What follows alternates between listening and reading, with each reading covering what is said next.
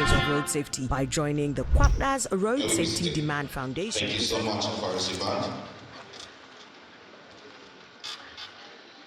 Good morning, distinguished delegates, survivors, families, partners, and guests. I'm privileged to welcome you to the International Road Crash Victims Africa Conference, a space for remembrance, reflection, and action.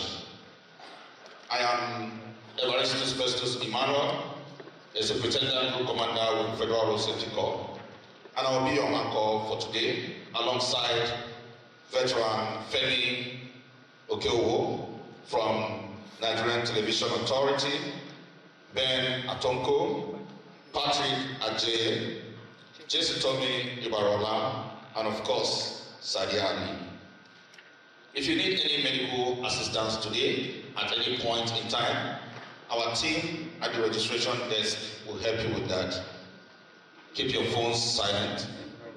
The restroom will be located through the left and right exits of this hall. We are deeply honored to have with us representatives from government, civil society, international partners, and survival groups in this very impactful conference. Please join me as I welcome the Executive Governor of Enugu State, His Excellency, Mr. Peter Mba, represented by the Secretary to the State Government, Professor Chidebere Onya. Please let's welcome him.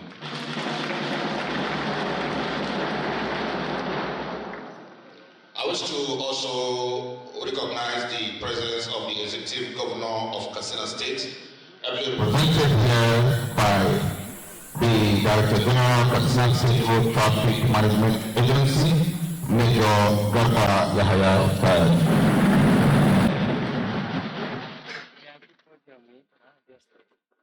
I'm also going to recognize the representative of the Honorable Minister of the Federal Capital Territory, the Mandate Secretary, Dr. Chinedu Elechi. You're welcome, sir.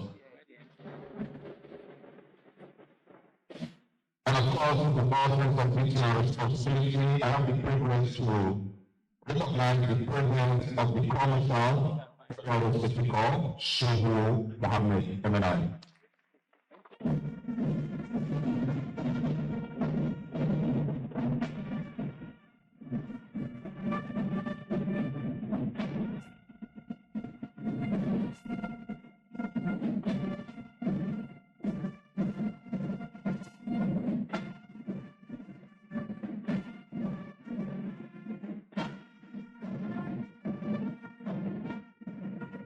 And recognize the presence of the President, Laser International, and member technical support for International Road Crash Victims Africa Conference, Mrs. Ndeye Awasa.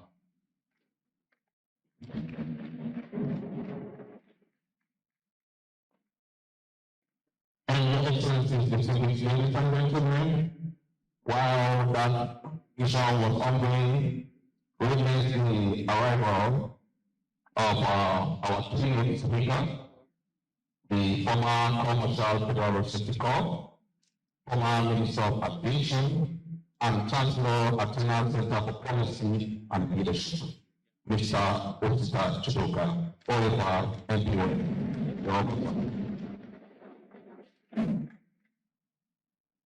It's indeed a great honor to welcome the conference representatives of military and paramilitary agencies, deputy commissioners, assistant commissioners, other members of management in the Federal Road Safety Corps, officers and men, deputy social marshals, very distinguished participants of this noble conference, and of course our revered gentlemen of the press.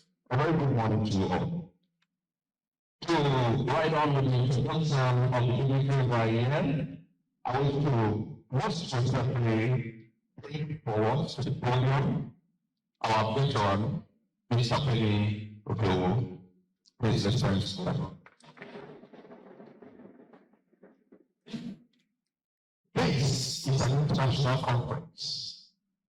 Indeed, the gathering of world personalities who are concerned about the fate of road crash victims. Philosophers say that you are expected to do your best to put together all the information you have. And information brings knowledge. But knowledge without reflection is only the accumulation of information. The accumulation of information does nothing if you cannot reflect on the loads of information you have. I'm sure from across the world, all concerned personalities have a load of information on road crash victims. This international conference is therefore a forum for which we can reflect on this information and convert them into knowledge. This is a partnership between the Road Safety Corps and the Quackers Road Safety Demand. And it is a pleasure for Nigeria to be hosting this event.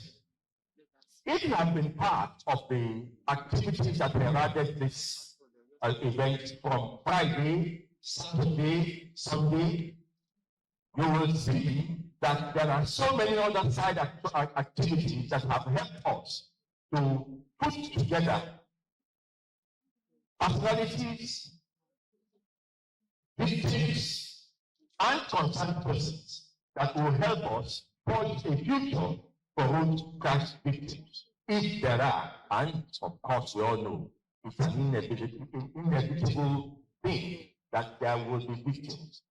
What all these bodies just do together is to make sure that they are as few as possible. If you have your program with you, you would have seen that we are supposed to have breakout sessions. But in order to concentrate on the we are putting all the events together in this hall. And so we're going to be very fast with our time so that we can accommodate as many contributors from across the world as possible. We will start immediately now by inviting for our opening remarks the President of Labour International and our delegate, a very respectable one at that, from Senegal, Mrs. Ndei Awasa, to please give us our opening remarks.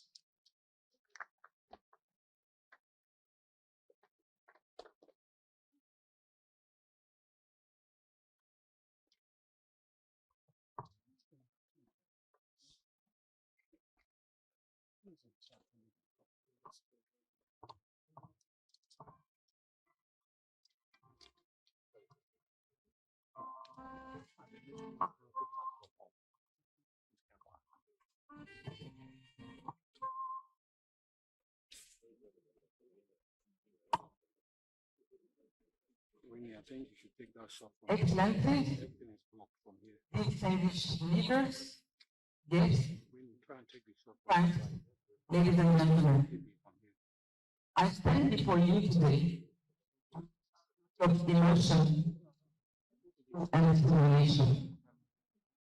Profound honor and a deeply emotional moment at the opening of the International Road Crash Victims Africa Conference. As President of LAGO International, as a member of the United Nations Road Safety Collaboration, and as someone who has been accompanying this initiative from its very first start, of inspiration in Marrakesh. I am humbled to see this vision finally taking shape here in Abuja. For me, this moment is much more than the opening of a conference. It is a realization of a vision, a promise made to someone months ago in Marrakesh, when the first idea of an African conference dedicated to road crash victims was born. That day when Justice Monica Domban-Mente, this champion lady, came to me and said, Africa must create its own voice, its own space, its own movement for victims and survivors. And today here in Abuja, that promise is alive. It is real and it is stronger than ever. Excellencies, distinguished guests, leaders, dear friends, ladies and gentlemen, I want to begin with a very deep thank you. Thank you to every organization, every institution, every survivor network, every expert and partner who has traveled to be with us from more than 30 countries, representing every corner of our beautiful continent and many regions of the world. Your presence here is powerful. It's a powerful message. Africa's road crash victims are not alone. Their voices matter, their rights matter, their lives matter. I want to acknowledge the extraordinary leadership of the Federal Road Safety Corps of Nigeria, the IRCVAC Foundation, NASA, who organized with so much success in Marrakesh the first global ministerial road safety meeting in the continent, and all partners who worked tirelessly to bring us together during this important period, the Remembrance Day for road crash victims. Your commitment shows that Africa can lead, innovate, and mobilize for safer roads and stronger victim support systems. To all national and international partners, including WHO, UNICA, AU, the World Bank, ATP, UN, IRCVAC, the Global Alliance for NGOs, APSO, and many more, I express my deep gratitude. Thank you for believing in this mission and for standing with us. We are here during the World Day of Remembrance for road traffic victims, a time when the world pauses to honor the lives lost, the families shattered, the communities forever changed. But here in Africa, this day carries an even deeper weight. Our continent bears the heaviest burden. Every year, more than 2,800 African lives are stolen on our roads. Imagine the talents, the dreams, the futures that we lose. Behind every number is a mother, a father, a child, a friend, a family that never recovers. I have met so many of these families. I have seen their tears, their courage, their silence, their screams. And I tell you from my heart, this conference is for them. This conference is for you. It is their space, their voice, their legacy. But this gathering is also a beginning. International Road Crash Victim Africa Conference is not only about remembrance. It is about action. Action to make our roads safer. Action to strengthen trauma care and emergency services. Action to protect pedestrians, cyclists, children. Action to fight drink driving, speed, dangerous vehicles. Action to build data systems that tell the truth. Action to demand justice, true justice for victims and survivors. We are here to say loud and clear, Africa refuses to accept road deaths as inevitable. Africa refuses to stay silent. Africa is rising, united, timid. Excellencies, distinguished leaders, dear friends, ladies and gentlemen, from Marrakesh to Abuja, our journey shows the power of collaboration, the power of solidarity, and above all, the power of shared humanity. Let this conference mark a turning point where Africa speaks with one voice, acts with determination, and builds a safer, more just future for every road user. And today, as I look around this room, filled with leaders, experts, activists, survivors, institutions, and youth, I feel immense hope. Hope that together we can transform grief into action, loss into strength, and tragedy into change. My friends, thank you for standing with us, for your presence, your dedication, and your unwavering belief in this mission. Thank you for giving your voice, your time, your expertise, your compassion. Thank you for showing that Africa's victims are not forgotten and will never be forgotten. Together, let's honor. Together, let's act. Together, let us build a safer, fairer, more compassionate Africa for every user, for every family, for every life. The Africa belongs is an Africa safe, inclusive, and full of life. Thank you.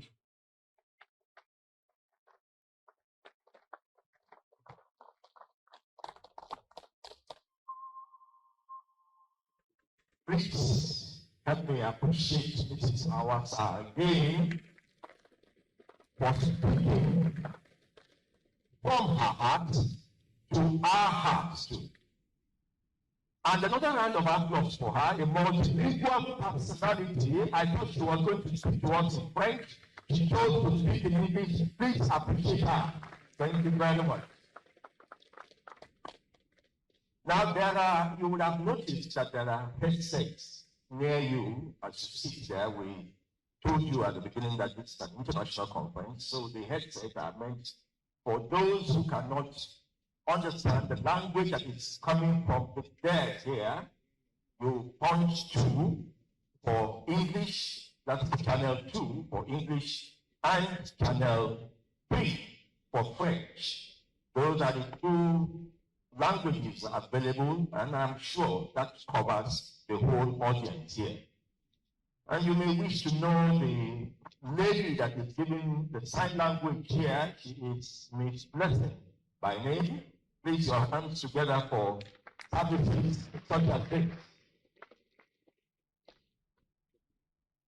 Our chief host, the Corps Marshal, our keynote speaker, Excellencies, distinguished ladies and gentlemen, we're going to take a video intervention now, a virtual speech, a speech that will come from the World Health Organization. Are we ready? It's coming from the Director Social Determinant of Health of the World Health Organization from Switzerland, Mr. Etienne Gros. So are we ready with the virtual speech?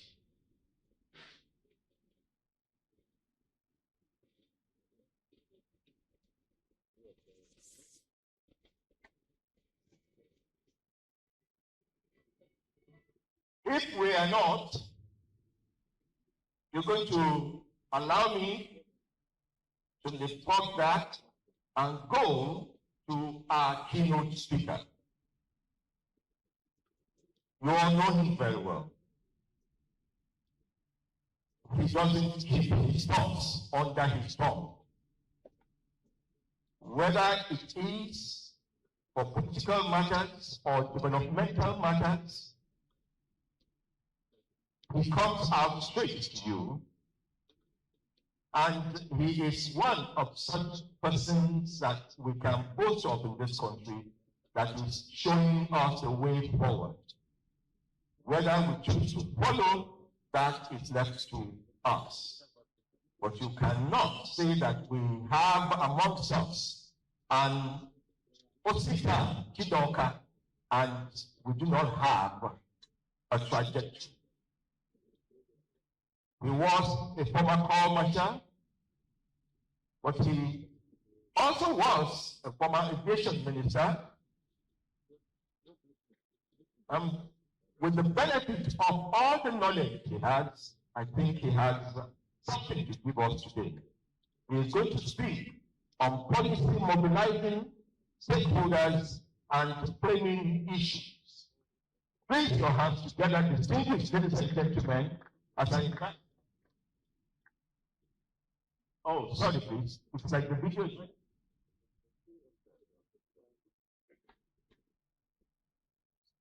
So please, distinguished ladies and gentlemen, again, let me take a pause. Is the video ready now? It's not. So please, permit me to invite our keynote speaker, Mr. Osita Kidoka, OFR, former corps marshal, Federal Republic of Nigeria.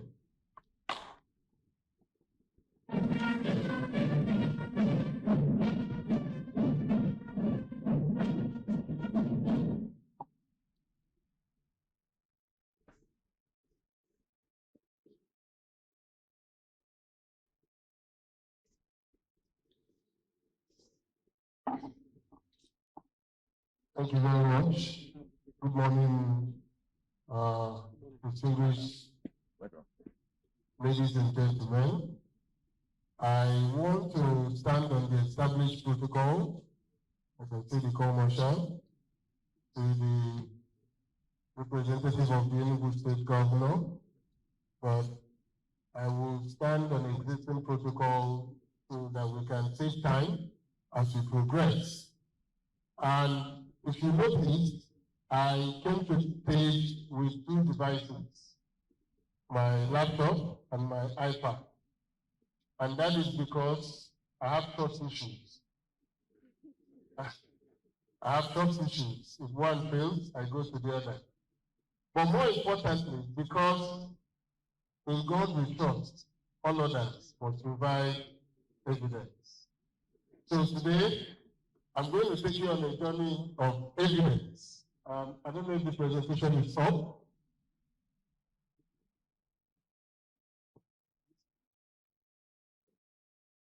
Are we up? Yes. Is the presentation up? But I'm not seeing it.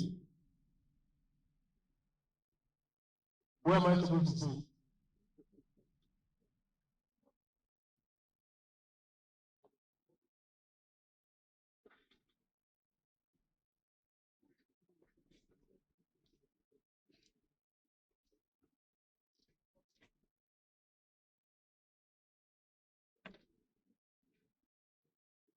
You see why I like two devices and three sometimes.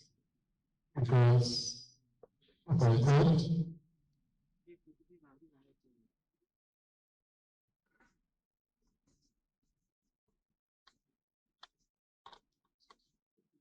okay. So, while he's fiddling with it to see whether we can, because I wanted you to follow the story visually while we're going. The story started in 2011.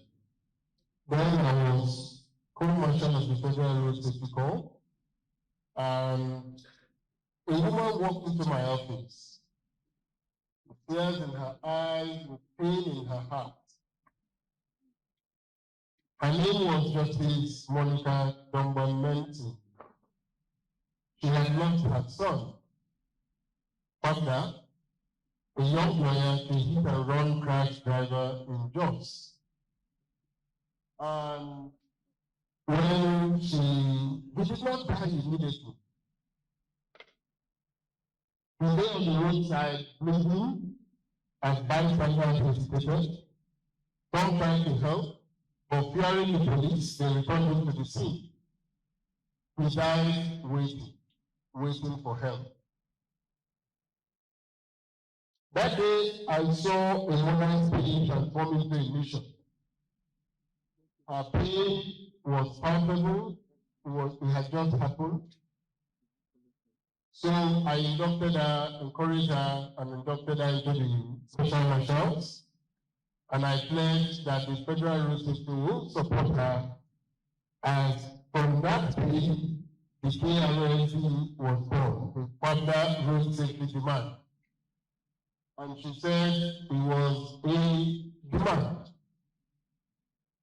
Today, that same mother has conveyed the word as we sit in this room today. We are here because she has proved that grief can build movements, and her journey mirrors the women around the world who turned sorrow into systemic change. So in New York, we have Amy Cohen, who transformed the death of her 12-year-old son into families for safety, driving reforms that reduce speed limits in New York City, which has been adopted across the US. In London, we have Bridget Chaudhary, who founded Road Peace, which inspired the World Day of Remembrance for road traffic victims. What we marked yesterday, it became a global movement when in 2005, the United Nations adopted that day, the third Sunday of every November, as the Day of Remembrance. And that was what we commemorated yesterday in Nigeria. And that's what tells you the power of an individual, the power of our responsibility as people, that we can make changes. But I will ask a question today. Are we all going to talk today and disperse? Or in honor of the dogged pursuit of Justice Melvin, turn words into action? Because there's a lot of words in the world, a lot of conferences where we meet to discuss. So I'm going to use Nigeria as a case study to share with you the scale of the problem we have. The Federal Road Safety Commission is a wonderful organization in that it keeps meticulous data, and that data is driven down to the minutest facts. So I'm going to be relying on them to share with you the scale of this problem. And in 2024, FRC reported that there was 9,570 crashes in Nigeria. 5,421 people died. Can you get the presentation? Sorry, Oga. Are you able to? Okay, thank you. Because I needed people to see the images of to follow the story. 5,421 persons died, and 31,000 people were injured. This is in 2024. And I want us to make an assumption that 10 to 20% of those injured eventually die. So we are talking about 10 to 11,000 deaths arising from road crashes. These are preventable deaths. But let me tell you the scale of this problem. 5,421 deaths equals a 737 Dreamliner with 200 passengers crashing every 12 days for us to get 5,421 people to die. I don't know if this is a picture you can fathom. A plane filled with 200 people crashing every 12 days. Will that be acceptable anywhere in the world, that we will have a plane crash every 12 days? It will not be acceptable. But between 2005 and 2006, we had 3 crashes in Nigeria. 322 people died in those crashes. And 3 generations of the Sultan family died in one of the crashes. 2 senators, children from Loyola College died in the Toledo crash. In response, President Obasanjo stood up for more than 8 hours in the villa, almost 12 hours if I remember correctly. We must stop the planes from falling. And out of that meeting, we set up a 19.5 billion aviation Intervention Fund. That Aviation Intervention Fund then worth about $150 million US. If you put it in dollars at the rate of those days, was used to review the sector and restore confidence. And we succeeded. Yet, 30,000 people have died from 2021 to 2024 by FRS's account. And about 350,000 Nigerians have been injured in these crashes since 2020. There has been no national emergency, no intervention fund, and no systemic reforms. Everybody wakes up and goes on as business as usual. This is a justice issue. It's no more a case of a policy failure. It is a justice matter. It is a measure of whose life is more important, because the people that die in road crashes are anonymous. They are not the Sultan family. They are not the senators that died in the road crash. They are not the children of the wealthy in Joseph Loyola College. And these are important people. And I speak here as a person who should know. I have been Corps Marshal and I have been Aviation Minister. And I have seen what that 19.5 million did to transform the aviation safety that we enjoy today. So, but FRSC data is even far more interesting. It takes us through a journey. It tells us that these 9,570 crashes, that the deadliest month was December, 1,087 crashes, 566 deaths in 1 month. This is almost twice the number of people that died in the 2005-2006 crashes in 1 month in December alone. And the data gets more interesting. It tells us Kaduna State has the highest number of deaths, 575 deaths. It's followed by Niger, 478, Jigawa, 409, Ogun, 368, Oyo, 328. So we know the geography of the deaths by state. Then, by the number of crashes, it tells us that the FCT is the worst in Nigeria.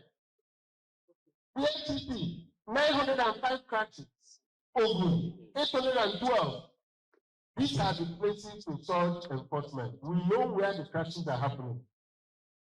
Then he went on to tell us by corridor, the high-risk corridors. Abuja-Kaduna is the worst corridor, 323 deaths.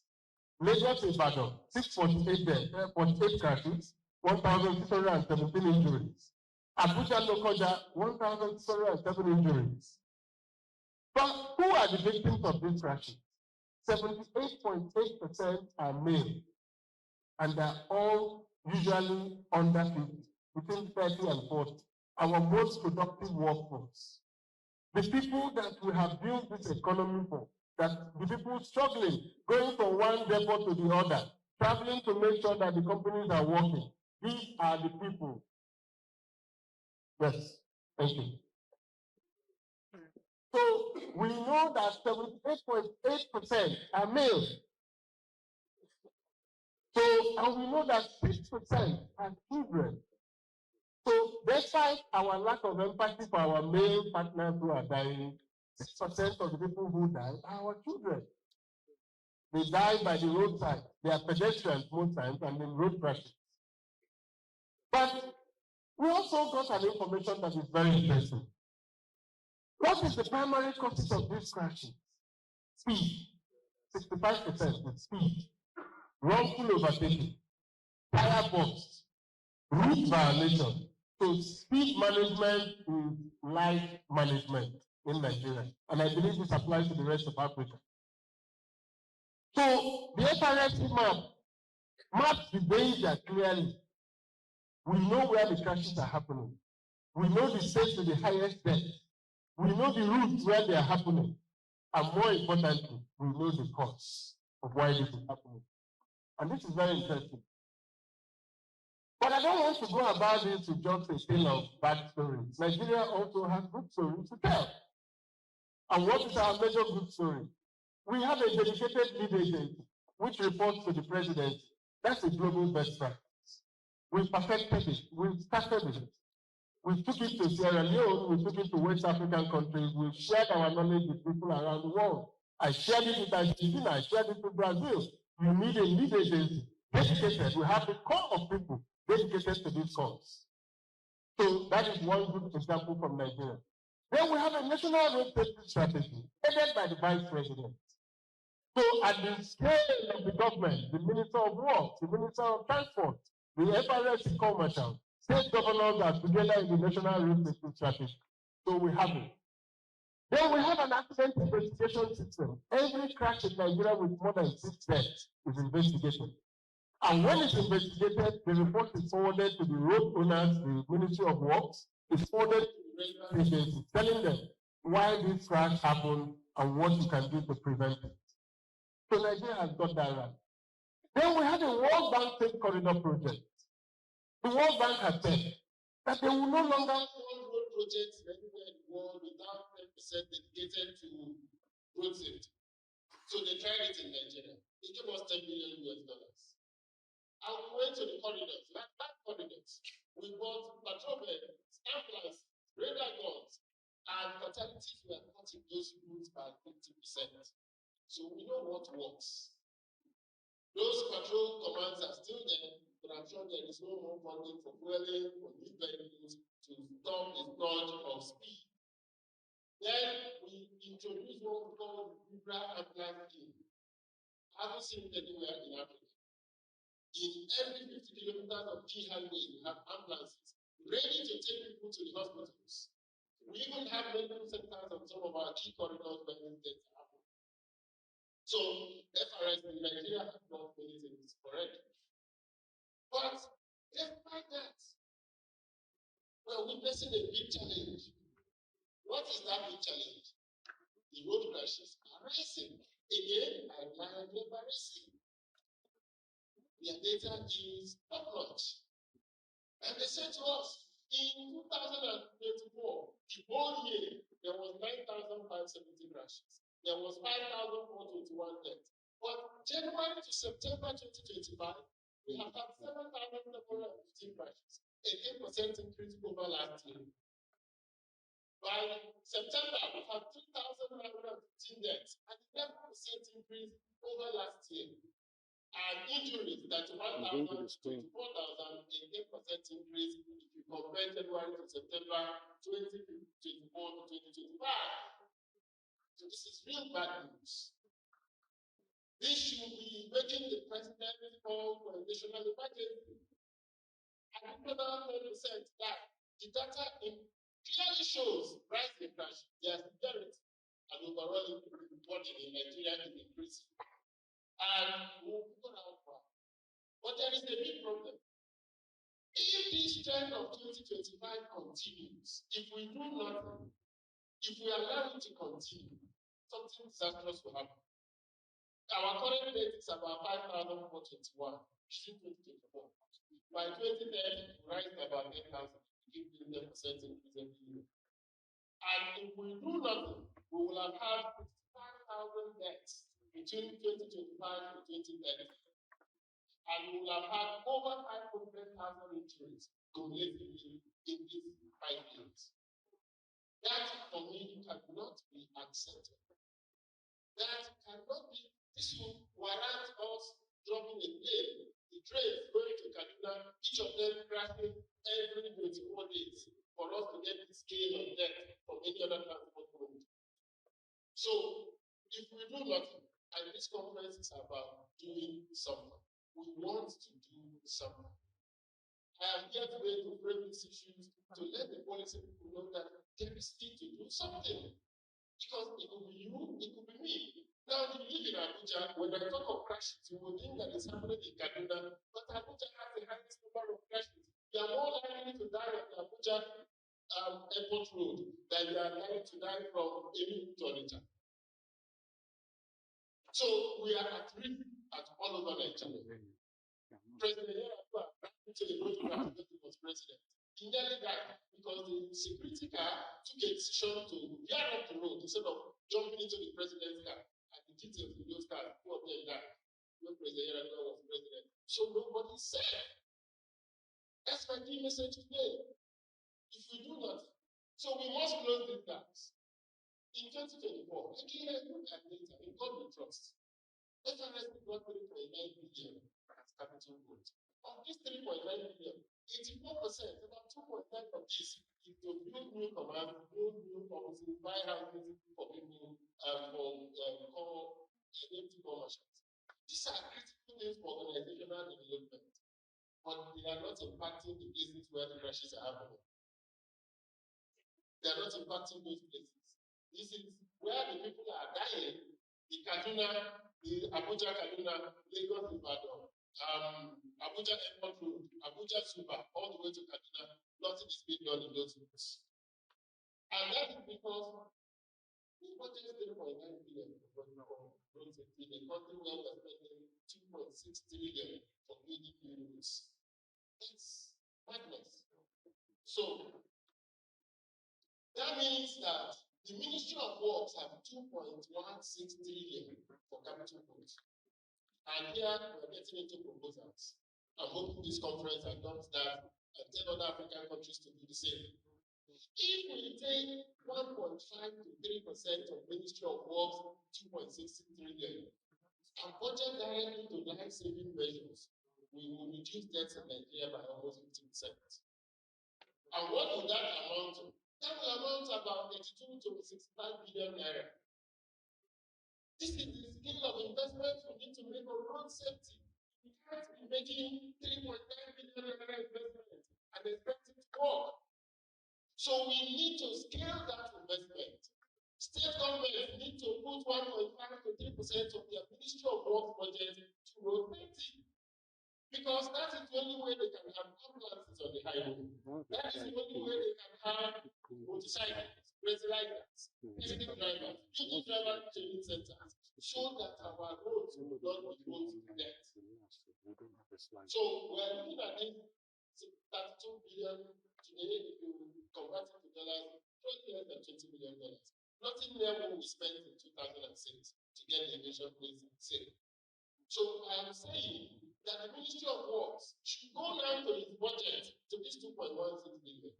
Look at the key corridors that are there and buy patrol vehicles. Don't give the money to anybody. Just other patrol vehicles, other breathalyzers, other motorcycles. Hand it over to the federal road safety. Provide a budgeting for dwelling, for training, for the officers of the FRS, and then see what happens. MTN is building the Abuja-Nigeria express road. We need to do that on that road. They need to get a small percentage, just take a small percentage, procure it, and put it on the road to make that road safe. So these are the things you can buy: sobriety checks, paramedics, pedestrian things. If we do these things, we're going to be safe. So these are 5 actions we can take immediately. And I want to say that the President Tinubu takes this action and will be a major campaigner for him. First 5 actions. First one is mandate the 10% rule. So we can move from 3% to 5% over the next 5 years. That means that every year, something billion naira is spent on road safety, together with the FRS budget rising for fueling and other techniques. During the World Bank project, our staff went to the US, the Total project, they went to France, but they can't do that now because you need to train people to be able to do the job correctly. So 10% rule. For the 10 risk corridors, so we know where the crashes are. We know it, the data tells us. So if we sequester the 10 top corridors and put this money to them, we're going to bring down, instead of 10,000 by 2030, we'll be talking about 1 to 2,000 by 2030. That will be significant. Our vision is 0, but we need to start from somewhere. And where to start from is from the top 10 corridors. Then reform commercial transport system. In the budget of the FRS, I didn't see any dedicated funding for RTSFS. Because you need to regulate the commercial transport. Why do we need to regulate them? Again, the data says 70% of the crashes were caused by commercial vehicles. 70%. In 2024, or 2023, FRS went in a detailed by company that contained trucks, 18 crashes, with the number of people they did. Other companies were listed. So we know that commercial vehicles are a problem. So we need dedicated funding to rein in the commercial drivers, test them for alcohol, test them for drugs, put them to training to make sure that they are commercial licenses are the real licenses they should have. Make sure they are trained properly before they carry 45,000 liters of fuel or 45,000 tons of cement, which is like giving a weapon to one person. So we need to do that. We need to collect data to budget. There is no need for FRSC to collect all this beautiful data, and it doesn't inform the budget. It doesn't inform policy. Once I spending 3.9 billion for, shows that they will come to work every morning and feed themselves and go back home. So you are budgeting to data to make sure that this thing is doing progress. So I said we must collect data to budget. We must institutionalize victim voices. Because here the victims are here. The victims are those that are there. Victims are the parents that are sitting at home. We must give voice to the victims so that we can stop looking at the data as statistics. We have to look at them as human beings. And when we know they are human beings, they are our children, they are our fathers, they are our mothers, they are our daughters, then it becomes a different ball game in planning how to stem the tide. So I believe we can do that. Justice begins when pain meets policy. That's what Justice Monica has done. She has done this to put up to justice, and that's where we are. So that silence, when the planes fell and 322 Nigerians died, we found 19.9 billion to fix aviation. But when 30,000 Nigerians die on our roads in 5 years, we find silence. That silence is injustice. It's unjust. That inaction is violence by neglect. We need to stop that. So, Mr. President, distinguished guests, we cannot build highways to death. Let us build roads that forgive, systems that respond, and a nation that remembers. So let Vision Zero be our Nigerian problem. Every journey ends in arrival, not a problem. So that Justice Benson's grief becomes not just a story, but a catalyst that saves other mothers from heartbreak. That's why we're here today. And I believe that with this, we understand where we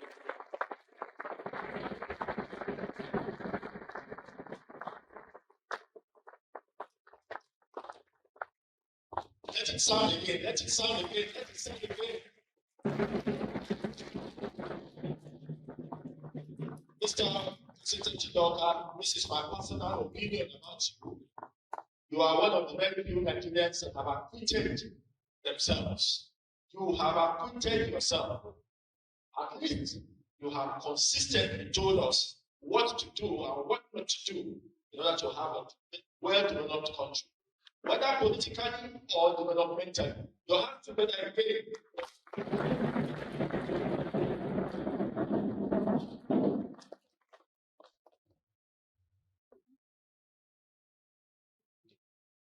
Thank you so much. That was a very, very informative one from the former Minister of Aviation and former Commercial Representative. Please, Mr. Abraham Amaliba, your attention is needed at the IT station there, please. We would like to introduce some of our very important dignitaries that are here with us. We have the Director General, National Road Safety Agency, Morocco, and Chairman, African Road Safety Observatory, Mr. Benastar Bulanchu. May I also recognize the presence of Mr. Please, we can do that. Let's celebrate him. Thank you. May I also recognize the presence of the Pillar Lead for Africa on Road Safety, World Bank, Maristela Ponch de Leon Valdez. Please let's welcome them.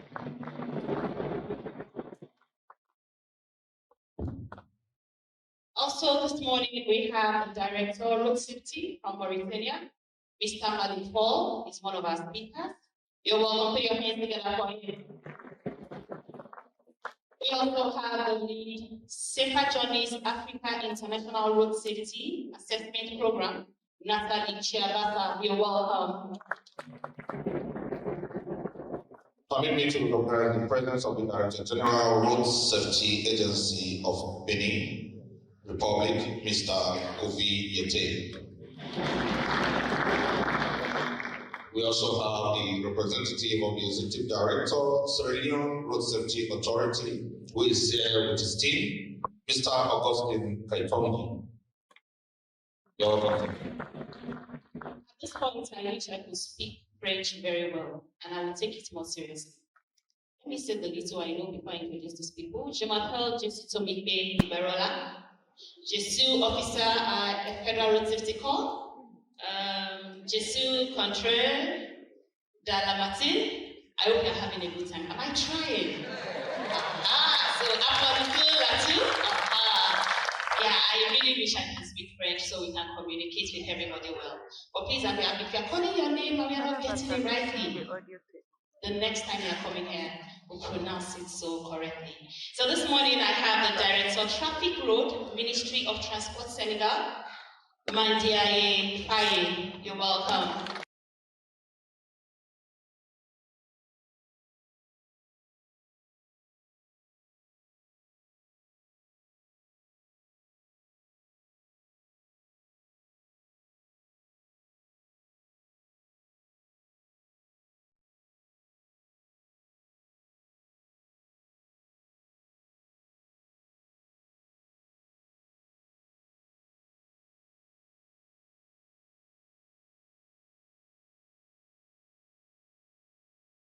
Road Safety Authority, Ghana, Mr. Amaliba Abraham. It's also a pleasure to introduce the Archbishop of Abuja, His Grace Ignatius Ayau Kaigama. You're welcome, sir. Celebrate you. Also, we have this morning the African Regional Coordinator, Global Alliance of NGOs for Road Safety, Patrick Kinyadri. I hope I didn't call you like a Yoruba. Thank you. Thank you so much, and that will be it for recognition. For now, we shall proceed swiftly into the panel discussion. And to moderate this panel session, we have the privilege to bring to the podium Mr. Maurice Okoye, a Deputy Corps Commander retired of the Federal Road Safety Corps.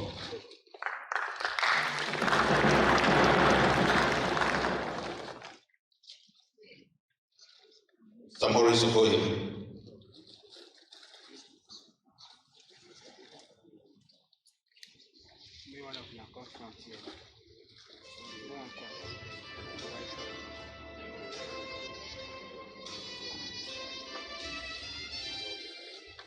Distinguished ladies and gentlemen, good morning once more. Permit me to stand on the already established protocol. I'm standing in very briefly for Mr. Okoye. If he comes around, he takes over from wherever I am. So permit me on this panel to invite speakers who will take quick presentations, and then we have the panel following.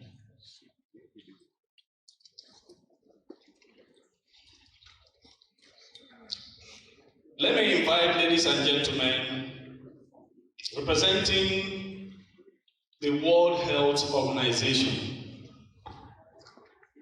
Dr. Binta Sako. Let's put our hands together to invite her.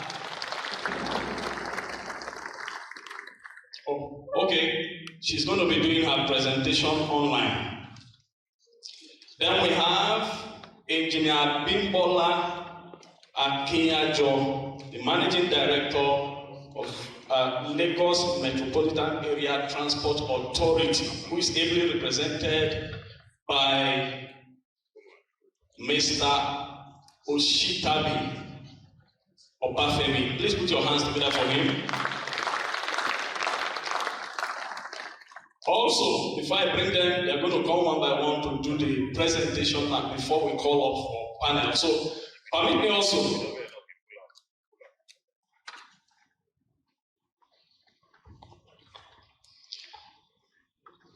But then, to set the stage and then go into the presentation, I've invited Kali Koinange Gilbert from the United Nations Environment Program. Please put your hands together for her. She's going straight to set the stage, and then we have the presentations following. I'll be also doing one of the presentations. Thank you very much. Please put your hands together for me.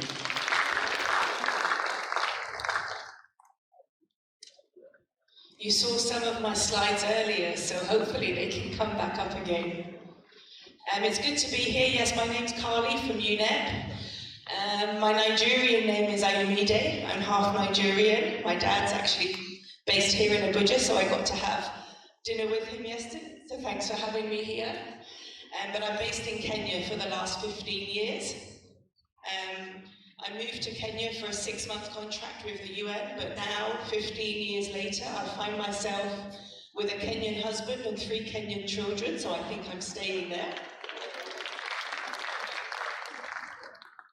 I wanted, we talked about the number of deaths in Nigeria from road crashes, and I wanted to talk to you, it came up in the keynote, but about pedestrians and cyclists.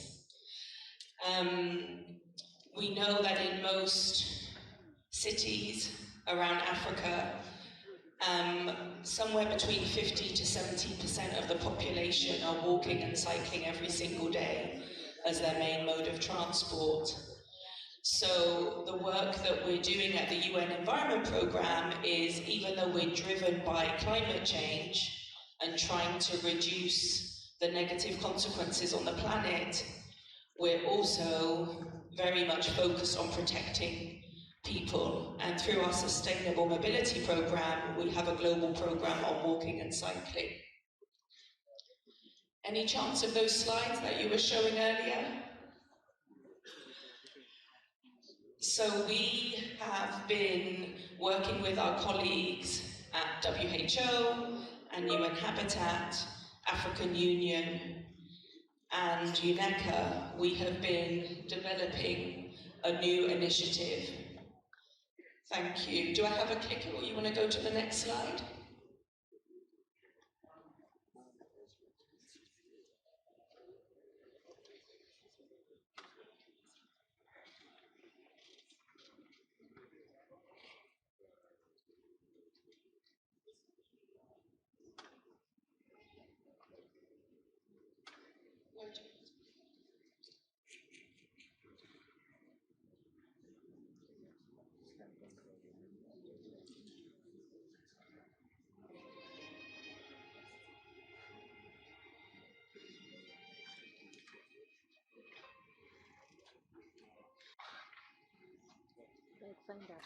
Great.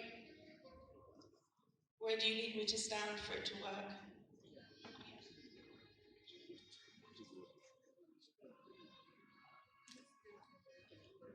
Yeah, okay. So we did some research a few years ago where we looked at the Africa continent and we said, what data is already out there? We heard earlier about how important data is. So we looked at existing data sets from WHO, so road fatalities, physical activity, and we looked at the data we had within UNEP and UN Habitat and Policy, and we looked at IRAP infrastructure data. Next slide. And we found, for example, that only 19 countries on the continent have any sort of active mobility or walking and cycling or non-motorized transport policy at national or city level. So at least that's up from the previous number in 2016, but also that no countries were actually reporting on any KPIs or monitoring and evaluation framework. Even though we know 50, 60, 70% of any country are walking and cycling, only 19 countries had any policy to prioritize them. Next slide, please. I think the biggest, for me, the biggest impactful information we found from this process was really understanding the magnitude of the poor walking and cycling on the continent. So 1 billion Africans every single day are walking and cycling as their main mode of transport, with the highest average in the world of around 1 hour a day walking and cycling. Next slide, please. We know that 1 billion people are walking and cycling every day. We know the modal share, but we also know Africa has the lowest motorization rate. Next slide. So then what we tried to do, we said, okay, we have all of these people walking and cycling. How much investment from national and city governments, from development partners, even from UN organisations is going into protecting the basic human right of these 1 billion people who are walking and cycling every day?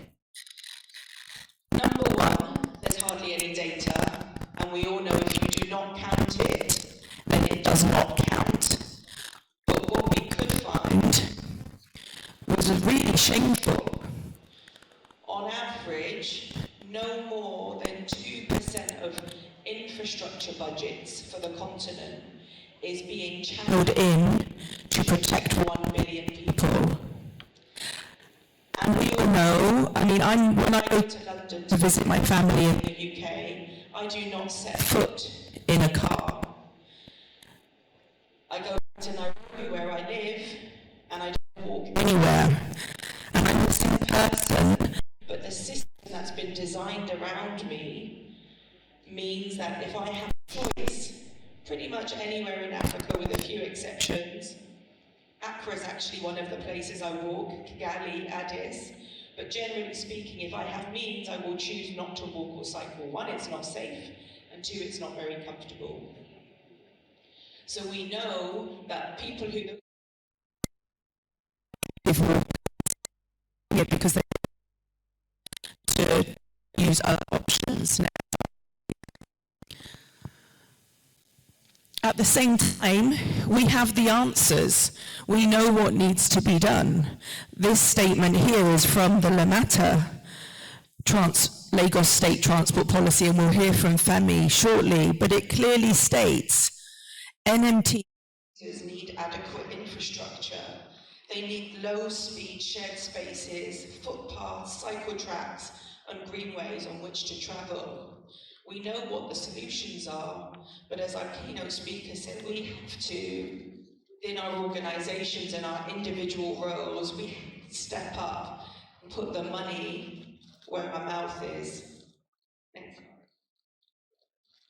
I also wanted to sort of mention rural Africa because we talk a lot about cities and urban spaces, but we need to always just remember that in rural settings where often there is no Uber, there's no motorbike taxi, there's no bus, there's no Okada, being able to walk safely and you have access to a bicycle is equally, if not more important. Next slide. Now taking us to the sort of the focus of what we're here for, we know that Africa is the least safe place in the world to walk and walk because we have 100,000 people who are killed every year. But at the same time, we only have 3% of the world's victims. And if you think about that 100,000 people, it's like a sold-out football stadium. It's half of the total world estimated deaths from COVID. Next slide, thanks. But at the same time, as I mentioned, we've been working with WHO and UN Habitat and African Union and also colleagues now from international and African-based NGOs with the World Bank, African Development Bank. It's also an opportunity to keep talking about or we can find the solutions. So we could, with a very limited investment, we could protect those 1 billion people. Next slide. And I mentioned, next slide, thanks. We've got a lot of best practice. We can look to Nairobi. And when I say best practice, I don't mean perfect practice. I mean there are really good examples of the right thing to do all over the continent. We don't need to go on any study tours to the Netherlands. We can stay right here in the continent and find good examples. Next slide.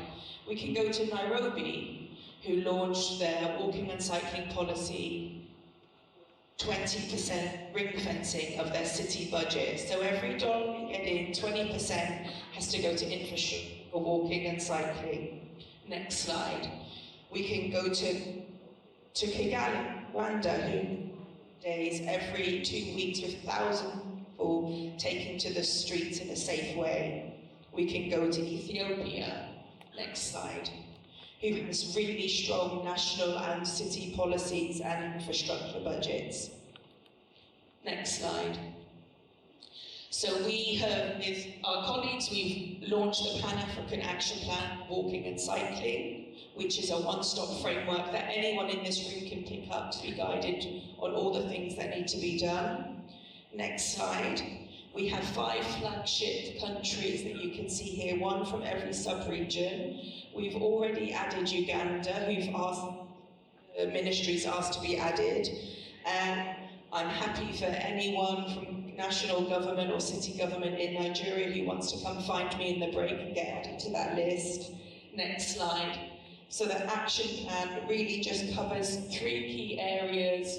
1 is very much about we just got to make the infrastructure as safe as we can in the space. 2 is all around the advocacy, and 3 is around the policy and investment. Next slide. So it's a one-step, one-stop action plan. It's supported by the African Union. It's going through their ratification process at the moment. And we really just see it as the first step, but at least we can be united together. Next slide. So thank you very much. I'm here for the rest of today and tomorrow. Please come and chat to me about walking and cycling. Thank you. Thank you very much. You need to go back. You are in the panel, so please take your seat at once. Ladies and gentlemen, permit me to invite the rest of the panel members. The rest of the members of the panel. I'm told Dr. Binta will be presenting online, so let's have Mr. Musa Ibrahim, Road Transport and Mass Transit Administration, Department of the Federal Ministry of Transportation.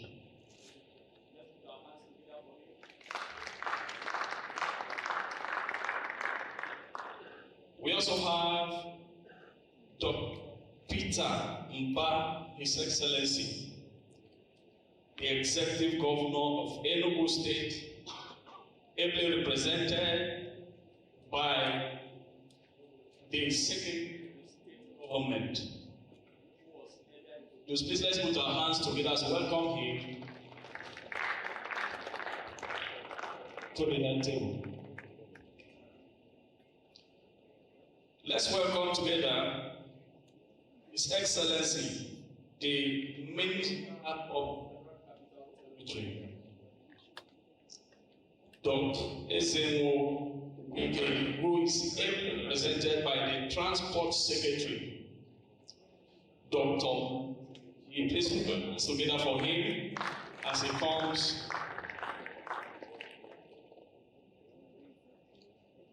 Let's also welcome the Corps Marshal Road Safety Corps, Mr. Shehu Muhammad. Let's put our hands together for him.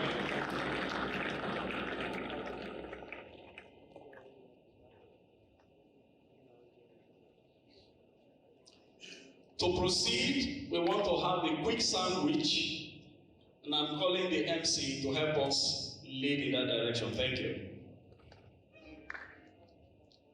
Gentlemen and ladies, good morning once again. We're going to be having an erudite speaker. He's going to be giving us a special presentation. He is a spoken word and performance poetry artist, an award-winning author. He has published books to his name, including Abuja-Nigeria, which won the 2013 Association of Nigerian Authors Award for prose fiction and poetry, theatre and production. He is happily married with children. Please help me jam your hands together as we welcome Mr. DK Uche Chukwumerije.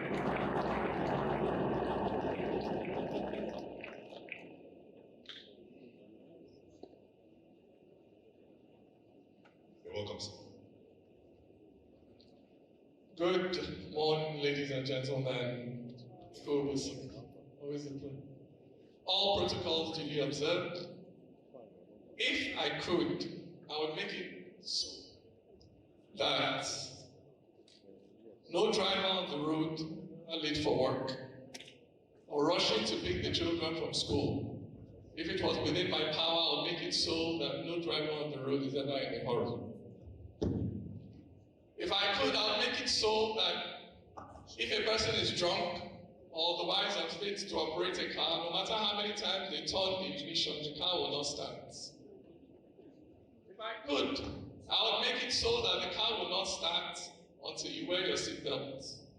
That the bike will not start until you put on your helmet. If I could, I would make it so that your phone will not work in your car. That anger will not walk in your heart when you're behind the wheels of your car.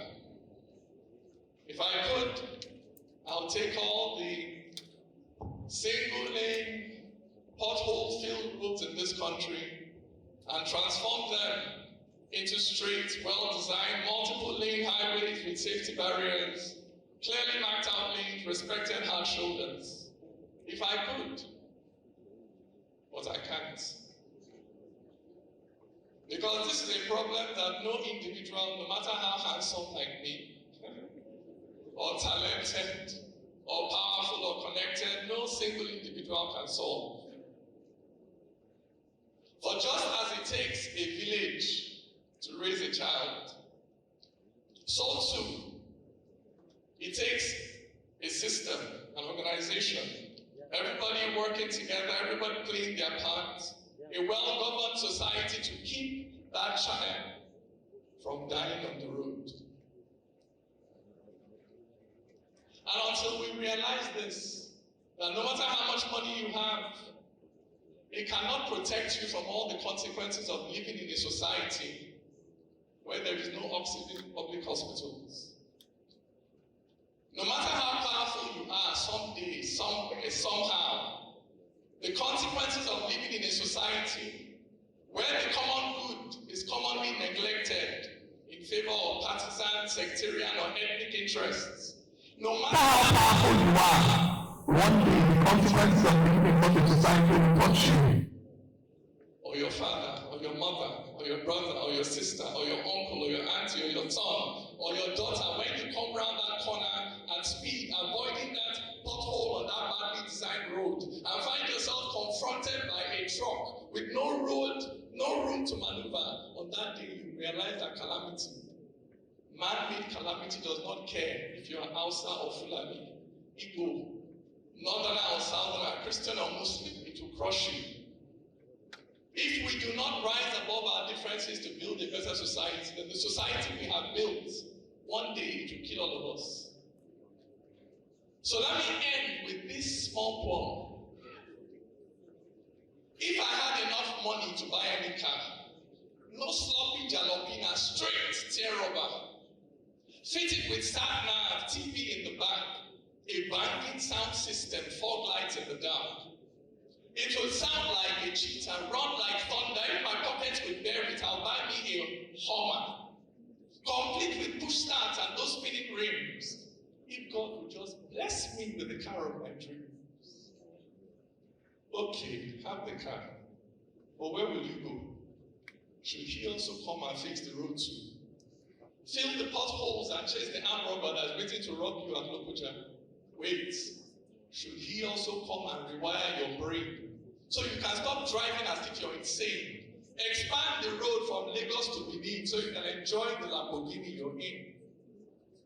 Should he build a hospital at Tungan Magic and man an emergency response unit at Kujin so you don't have to die or be flown to India when you tumble your car on the road to Kaduna? Should he also come and lead government and ensure that public funds are well spent so that you Take care of those things that are nobody's own so that you can enjoy the things that you own. Have a prayer and prayer, moms, you don't get tired. God take me, please take me, God take me higher. Higher to where? When the fastest car will still join the pile up and goggle at them. Don't put it on God and don't blame the devil. You just can't escape the fate of the society you live in. As long as there is no one tending to the common good, that your car is a dead trap, for there is no road. Thank you. Thank you very much. Thank you very much. Thank you. That was a very beautiful presentation by Mr. D.K. Uche Chukwumeriju. I would like to specially acknowledge the Federal Road Safety Corps officers. You know, they've been doing a very great job in protecting our roads and highways. I didn't know the magnitude of what they are doing till after when the former minister, former Corps Marshal, made his presentation. Surprisingly, my state was even the state at the highest risk. I want to commend them. We really appreciate your effort. I think we should give them a resounding round of applause. You're doing a great job led by the Corps Marshal. Thank you very much, sir. We appreciate your effort. And that led me to a story of a gentleman that was walking somewhere. And then his friend asked him, he said, where are you going to? He said, I just want to buy a recharge card here and recharge my phone. He said, wouldn't you say by God's grace? He said, no, the person is just across the road. I'll just cross over and get the recharge card. He said, okay, till you come back. And then on his way crossing the road, a car came and hit him. And then the next day, the same friend that saw him earlier, saw him walking with bandages and POP all over his body. He said, what happened to you? He said, it was yesterday when I was crossing the road to go and get the recharge car hit me. He said, hey, sorry for what happened. So where are you going to now? He said, I just want to urinate here by God's grace.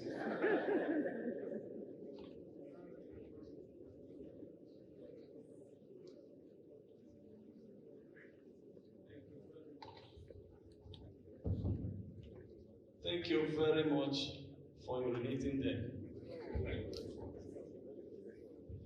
We'll go straight to picking the two presentations quickly, and to do justice to the first one is from the World Health Organization. Dr. Binta Sako will be presenting online in the next 10 minutes. Please let's put our hands together as he starts. The technical team, please, we rely on you at this point.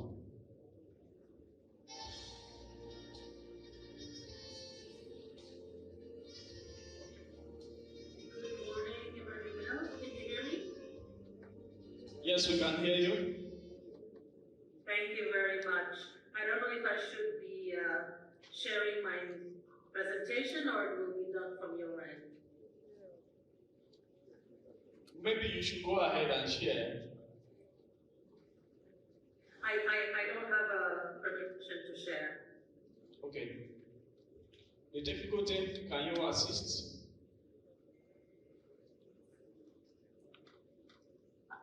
But I can begin by greeting, and if the presentation is online, it would be great. I don't want to waste too much time. So, good morning, dear guests, colleagues, friends, partners, all protocol observed. It is really my pleasure to be with you today, although online. I wish I could be present in person. So my name is Binta Sako, and I'm the regional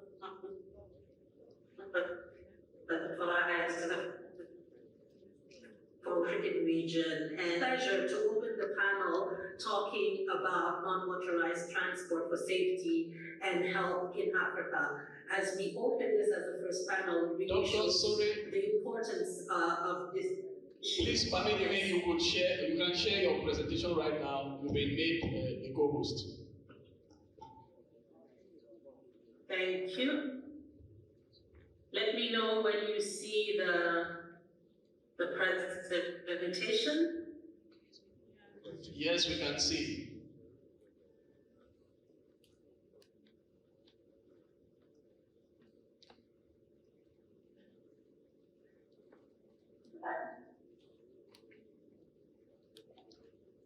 We can see your presentation.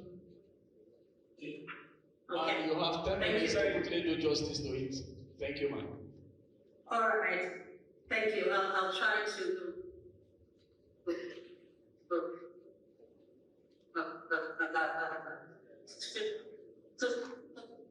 I was saying I'm delighted to this non-motorized transport and see that it is the first panel. So yesterday and today, for the World Day of Remembrance for Road Traffic Victims, we honor the lives lost, the survivors who live with lifelong consequences, and the families whose lives have been forever changed. In the African region alone, thousands of pedestrians, cyclists, and children walking to school, and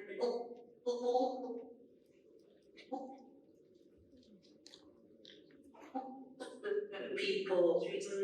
And if you see here, I show the high burden that we are experiencing, especially for those who are in active mobility or are using non-motorized transport. They represent 35% of all fatalities. And as we honor them, we also recommit ourselves to building safer, healthier, and more inclusive streets for all. One essential part of this commitment will be protecting the non-motorized transport users. As we said, those who walk, cycle every single day. And these are very often the most vulnerable and the poorest in our communities in the region. In the region, we represent only 3% of motorized vehicles. And that really clearly demonstrates that the main mode of transport remains non-motorized, especially walking and, to a lesser extent, cycling.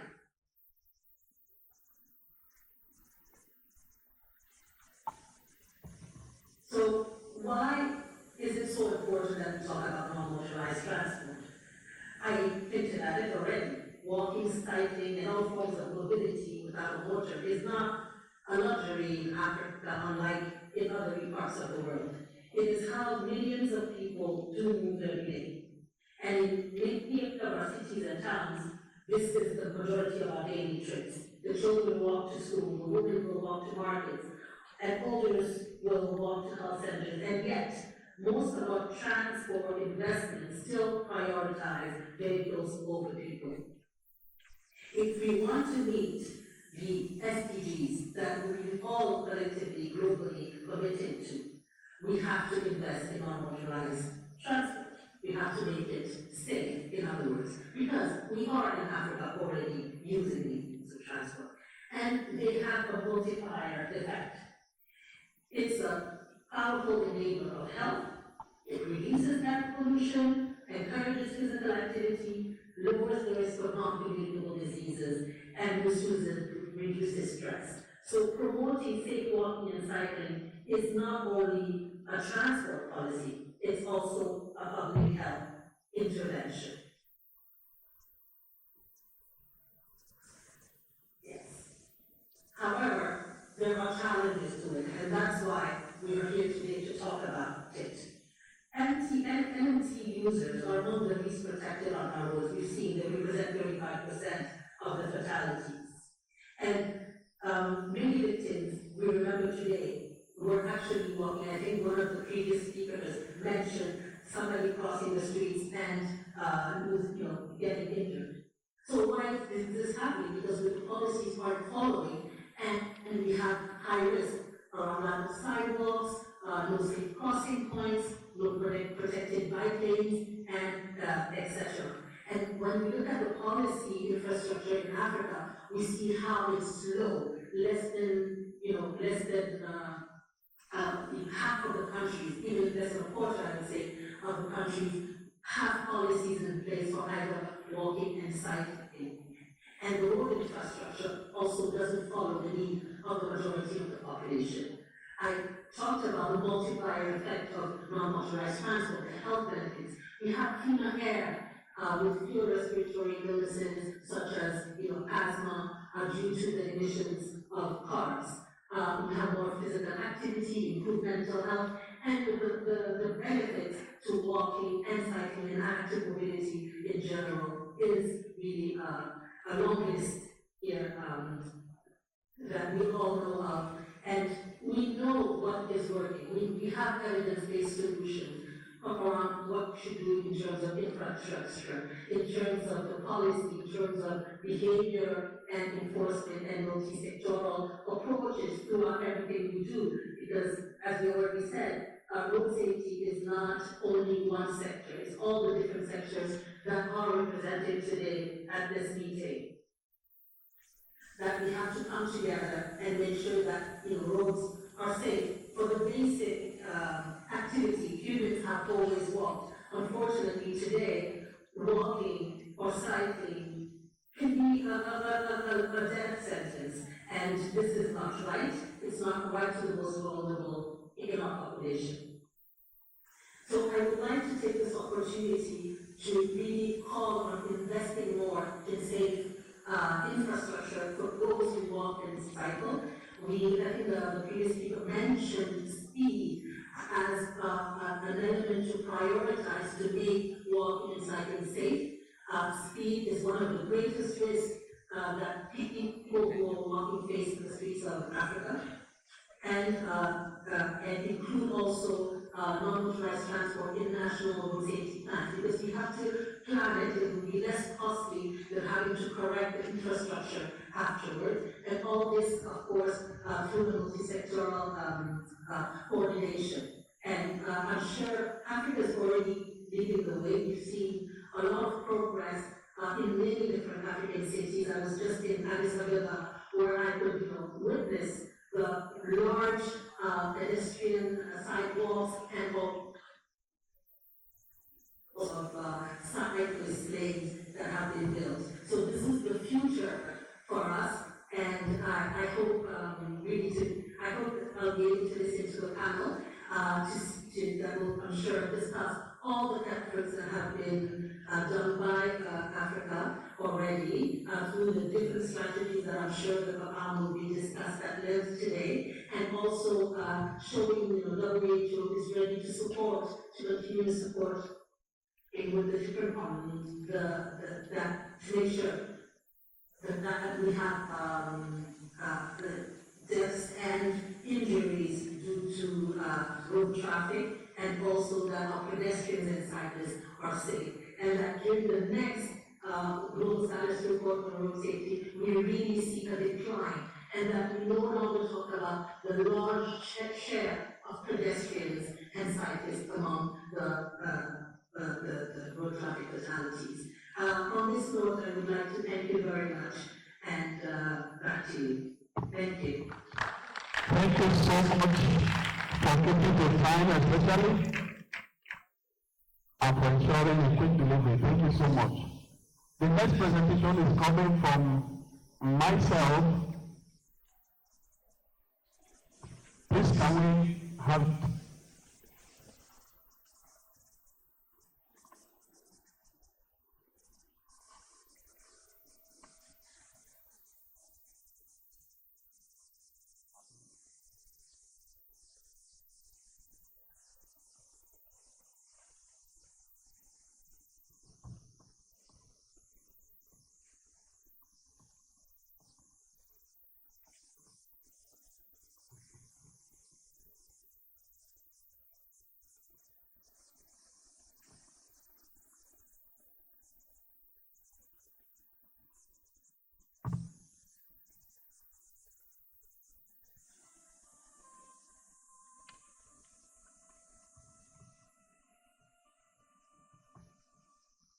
Is it coming up?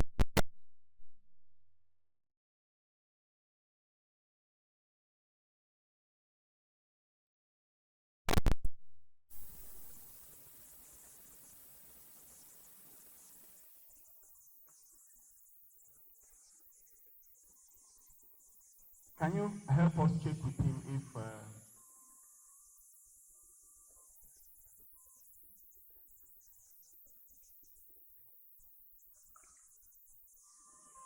please project it again.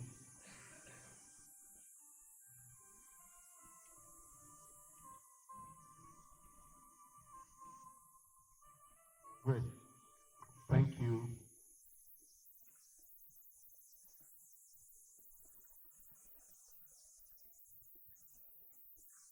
Now, to begin with, the most beautiful girl in Nigeria in 1957, the prize was a bicycle. Why is this of interest to me? It is because that was the value of a bicycle at that time. I work with Oceana Mobility, and we're a sustainable transport and road safety organization, doing quite a number of activities across African cities. We do capacity building, we do advocacy, including open street events, and we train different stakeholders across countries of Africa. Now, the question is, African cities are growing so amazingly, the highest growth of all regions of the world. So, massive population growth across Africa. Nigeria is doing far, far more with 1,200 cities.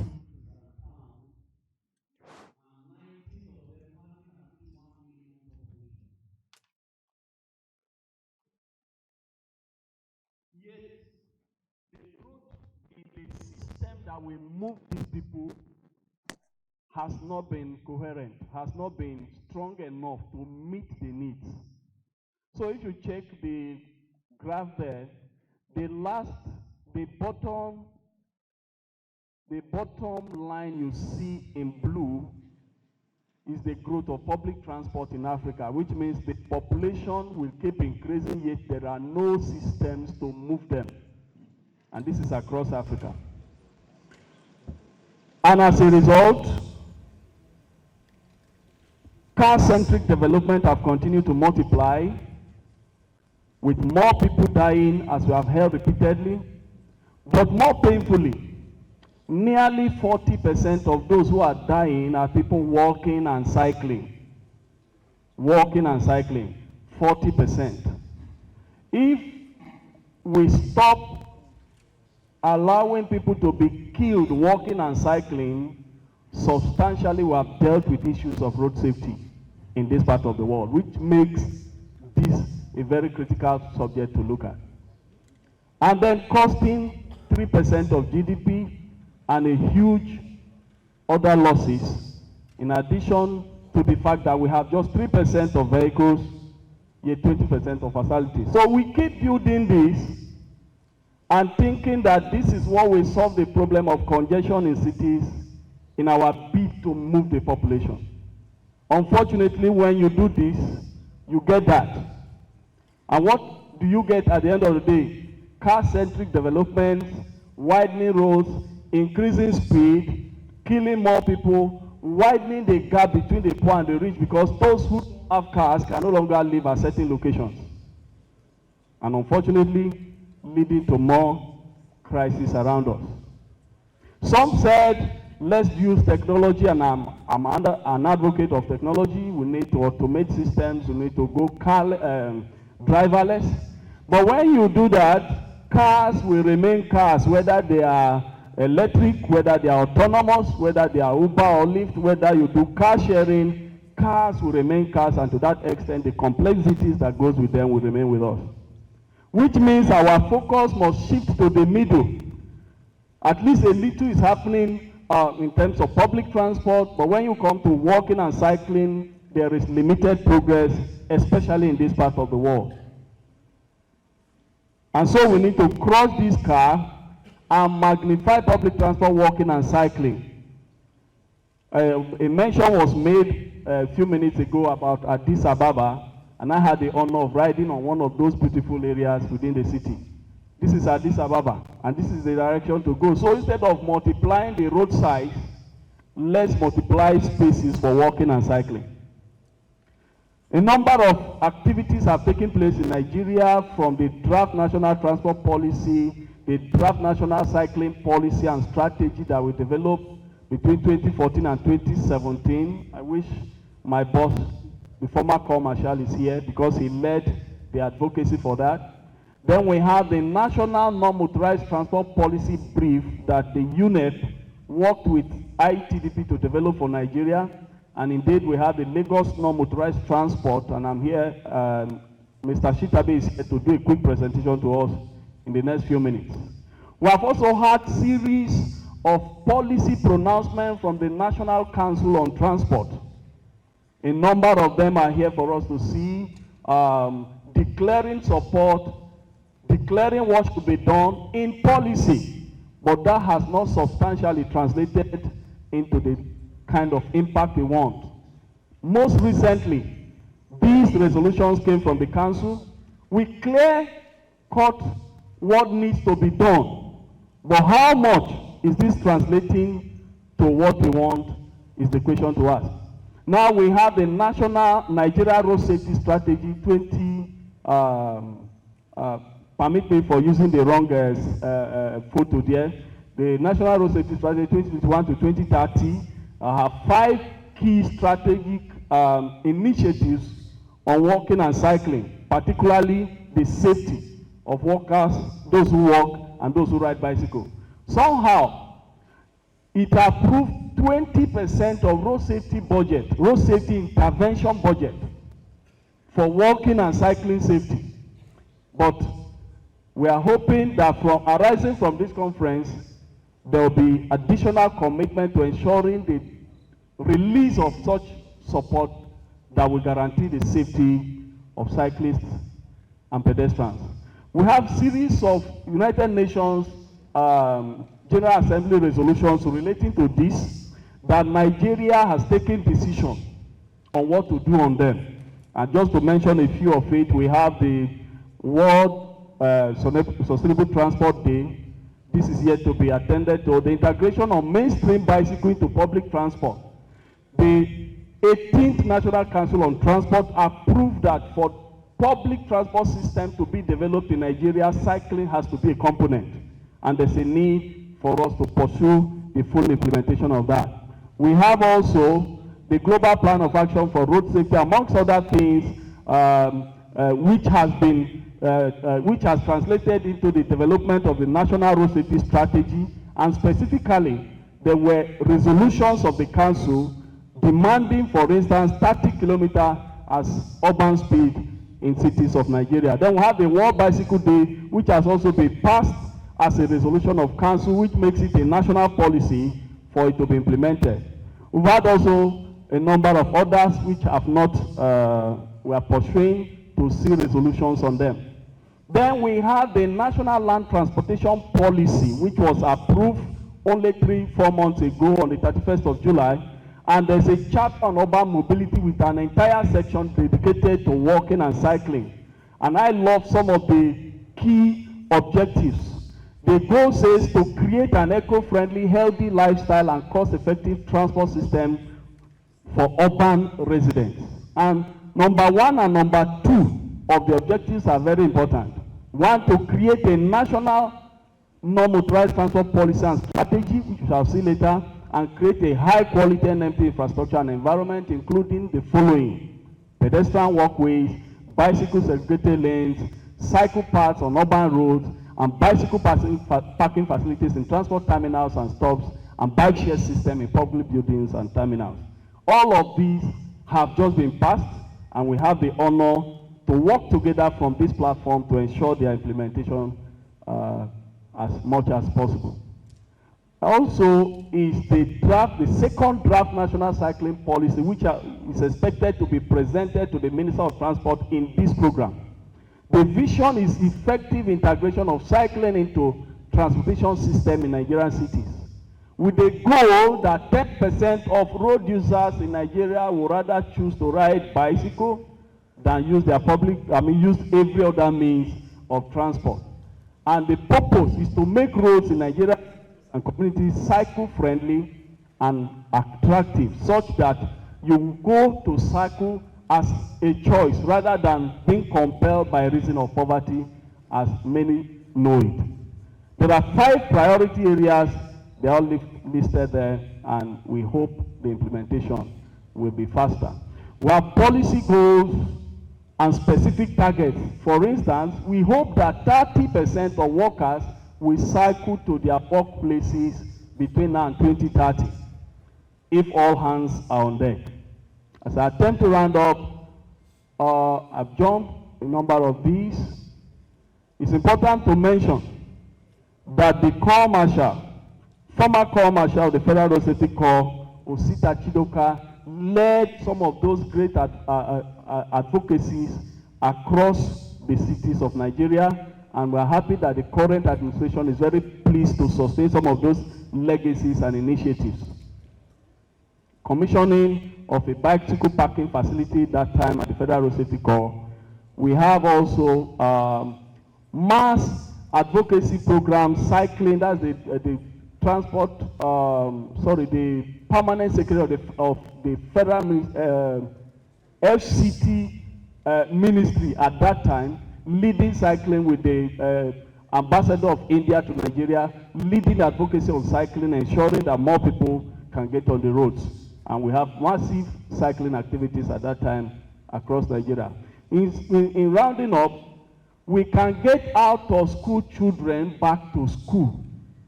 With over 18 million students, pupils out of school in Nigeria, we have a golden opportunity to bring, because 30% of that are out of school because of transport.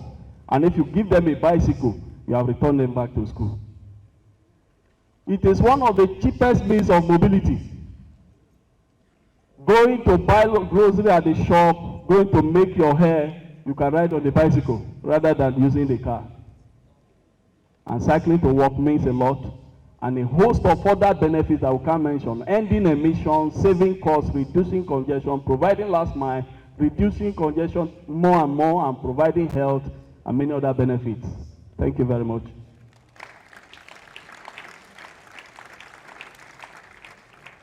Permit me to quickly invite, therefore, Mr. Shitabi Obafemi from Lagos, representing the MD of Lamata, for a quick presentation as we proceed, therefore, to the panel. Let's put our hands together to welcome him.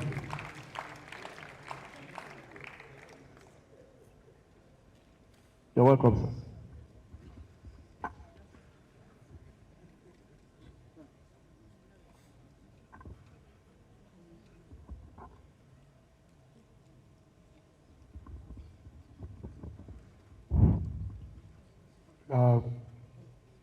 Well, it's noon actually now, so I can say good afternoon, distinguished key stakeholders, ladies and gentlemen, and all protocols observed. My name is Mr. Othman Shitabe. I represent the Managing Director of Lamata. I'm a technical advisor on policy, research, and development at Lamata. Yeah. So this is just a brief take on a stock take on policy implementation and the road ahead on non-motorized transport. Next slide, please. Okay, yes.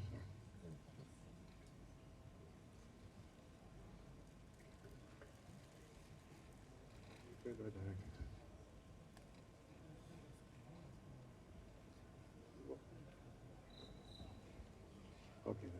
Yes. I think around 2016. Ms.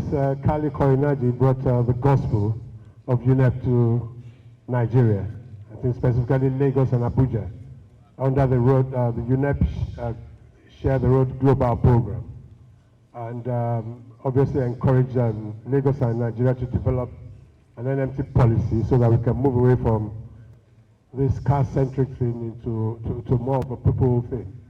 So Lagos is currently shifting from car-centric to people-focused mobility, and Lamada is leading strategic planning for walking and cycling, supported by UNEP and ITTP. We have what we call the Lagos Strategic Master Plan Project, Phase 1, funded by AFT, and is based on our 2014 Strategic Transport Master Plan.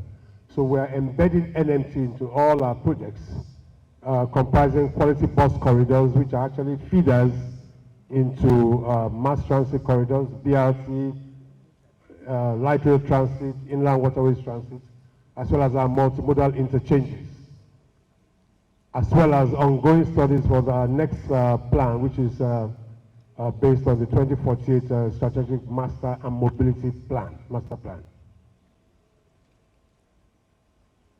I think it's been re-emphasized there several times that most mobility is actually by walking. And according to our STF, we have about 40% of Lagos streets done by foot. This leaves a lot of our commuters vulnerable, pedestrians and cyclists, and they face very high risks. So NFP supports road safety, climate mitigation, reduced congestion, and improved health and safety. As you can see from that picture, the kids from school struggling to cross the road. Nothing is really demarcated for them. And right now, the challenge we are facing in Lagos is to move away from informal to formal transportation so that everything can be appropriately regulated. We still have about 70% of that in the informal sector. And that makes it even more vulnerable to our children, women, physically disadvantaged, and the elderly. We now have some BRT corridors, but we still have a lot of coverage, a lot of work to be done. And the emphasis is still on ownership of private motor vehicles. As you can see from the paragraph, there's a direct correlation between increased vehicle ownership and crashes. So we need to de-emphasize that. Yes. As I said previously, Mrs. Korinaji brought the gospel to us in 2016. It was coordinated by UNEP and the International Transport Development Policy, based in Kenya also. We had 3 engagement workshops with ministry, departments, and agencies that had whose activities and programs directly affect the walking and cycling environment. And the objective was to shift from cars to move to people movement. And the focus was on continuous sidewalks, continuous cycle lanes, safety and traffic system management, policy and institutional reform.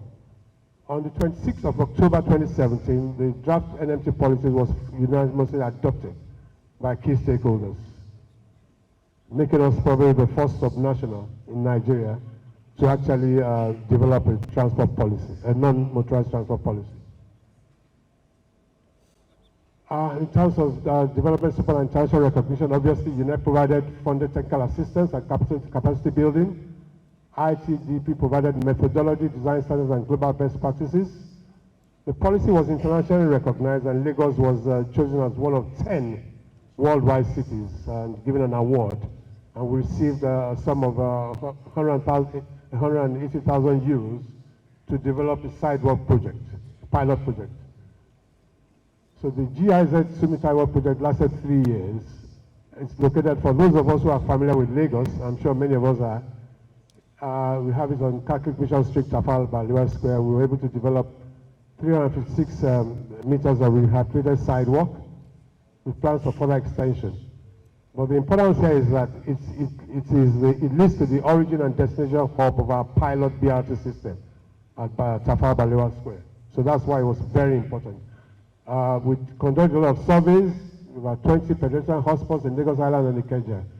Involved improved drainage, landscaping, safety signage, and fine art beautification. The project was completed eventually in 2021 because there was a delay around the COVID issues we had at the time. As you can see from the picture, that's the pilot scheme. You can see the beautiful murals and you see somebody walking there. It's very close to King's College, and we intend to use this model to develop a continuous sidewalk network in Lagos. So, like I said, we are currently implementing what we call the Lagos Strategic Transport Master Plan project, and we're integrating this into our quality bus corridors, which are feeders into our mass transit corridors. Under it, we will have 21 kilometers of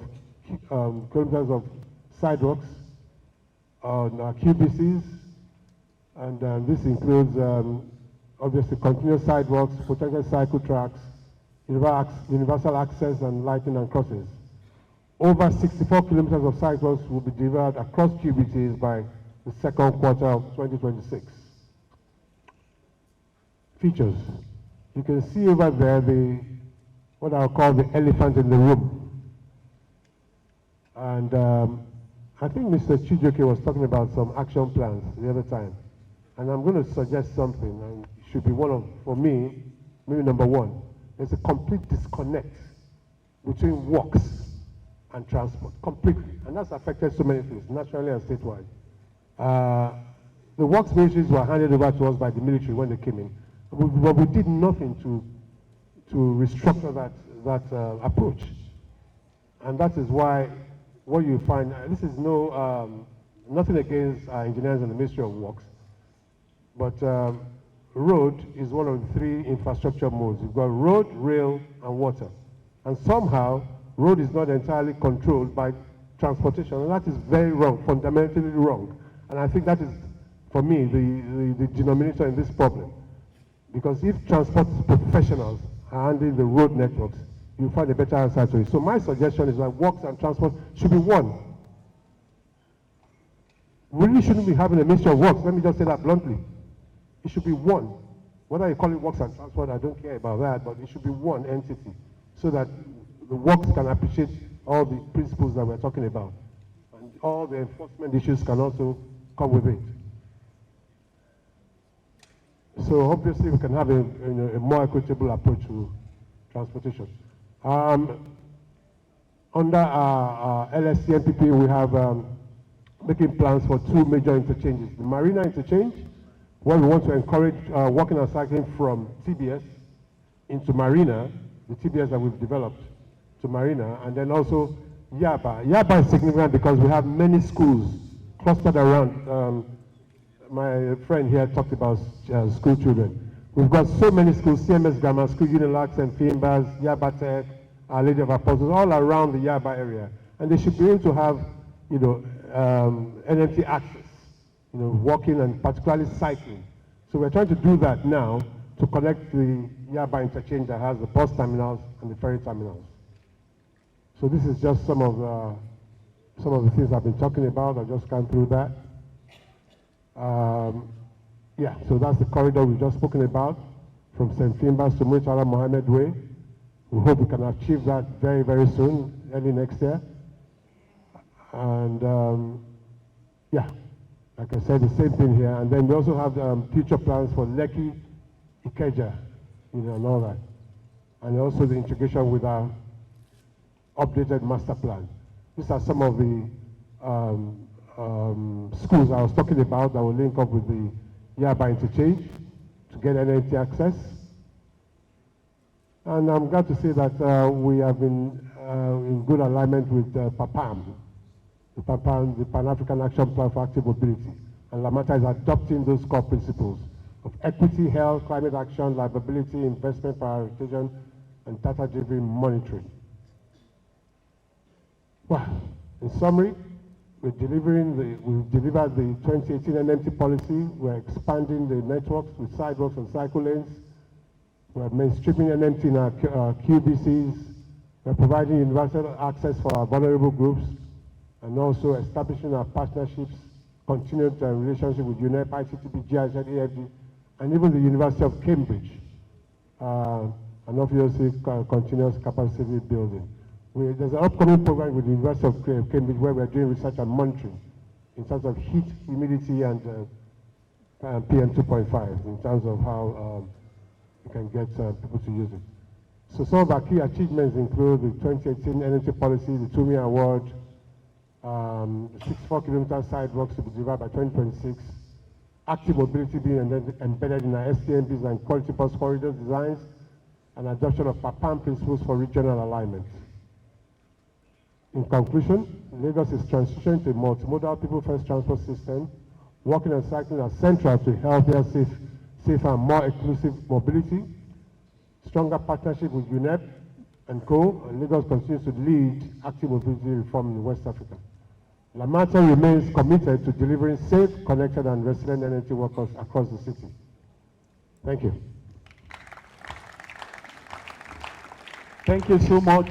Let's put our hands together once more for him from Lagos, giving an insight into all that has been prepared, that's happening in Lagos through the Lagos Metropolitan Area Transport Authority. At this point, ladies and gentlemen, I come back to our panel. And I'd like to begin with the sub-nationals We're happy to have the FCT here, and we have the Enugu State government here. I'd like to begin with them, given the fact that the provision of walking and cycling facilities and enabling effective cycling is supposed to happen basically at the grassroots, with the federal government providing technical support and interventions where necessary. On that note, I'd like to begin by asking the Transport Secretary, FCT, what are current plans and programs for walking and cycling development in the city of Abuja? Thank you very much. Distinguished ladies and gentlemen, I thank the organizers for this. And speaking from the policy angle of non-motorized transportation, I can conclude this question. And the FCT. The FCT is going to be 80 years old. Unfortunately, the setting, the infrastructure setting is such that it is built more for cars than for pedestrians and hardly for cycling. And maybe fortunately, sometimes it's good to have a personal experience for certain decisions to be taken, for certain stands to be taken. I was in Ghana with my friend, Dr. John, John Papa program. We talked about the non-motorized mobility. So it was nice to have that outing. And I distracted a commitment from him that once we go back to Abuja, I would like to buy a bike. He says, no, I will give you a bicycle once we come back as a gift. I was very happy about it. When we got back, dutifully he brought a bicycle to my office, and I thanked him very much. That was hard. When I got to the house, immediately my wife saw the bicycle. She said, "What is this?" I said, "It's a bicycle." And she asked me, "What are you going to use it for?" I said, "I'm going to ride." She said, "I'm going to ride a bicycle. How is that possible?" I said, "Well, I have to give that I will try." So she said, "Okay." Then on a Sunday morning, within my estate, the first day I tried to take the bike out. Not long after, some young guy was driving very fast. And in the process of trying to avoid him, I fell into a ditch and grazed my knee. And by the time I got back to the house with my knee grazed, of course, what she said was, "I told you so." And unfortunately, around that period, the FCT entered into discussions with JAC, Japanese International Cooperation Agency, for the review of the Abuja Master Plan. The JAC was going to do it rough child. What they needed for us to do was to be part of the engagement. It was supposed to be a 3-year program. So here I was, having fallen off the bicycle and grazed my knee, and realizing as well that the problem with the ability to use bicycles in Abuja is the infrastructure itself. There has to be bike lanes. There must be pedestrian walking, and bike lanes are very important. Because if the infrastructure is right, especially the bike lanes, I'm sure a lot of people, including myself, who have the bicycle, I can ride on a Sunday. I will not ride to work, but I can actually ride on a Sunday because when we grew up, I would actually go bicycles to school.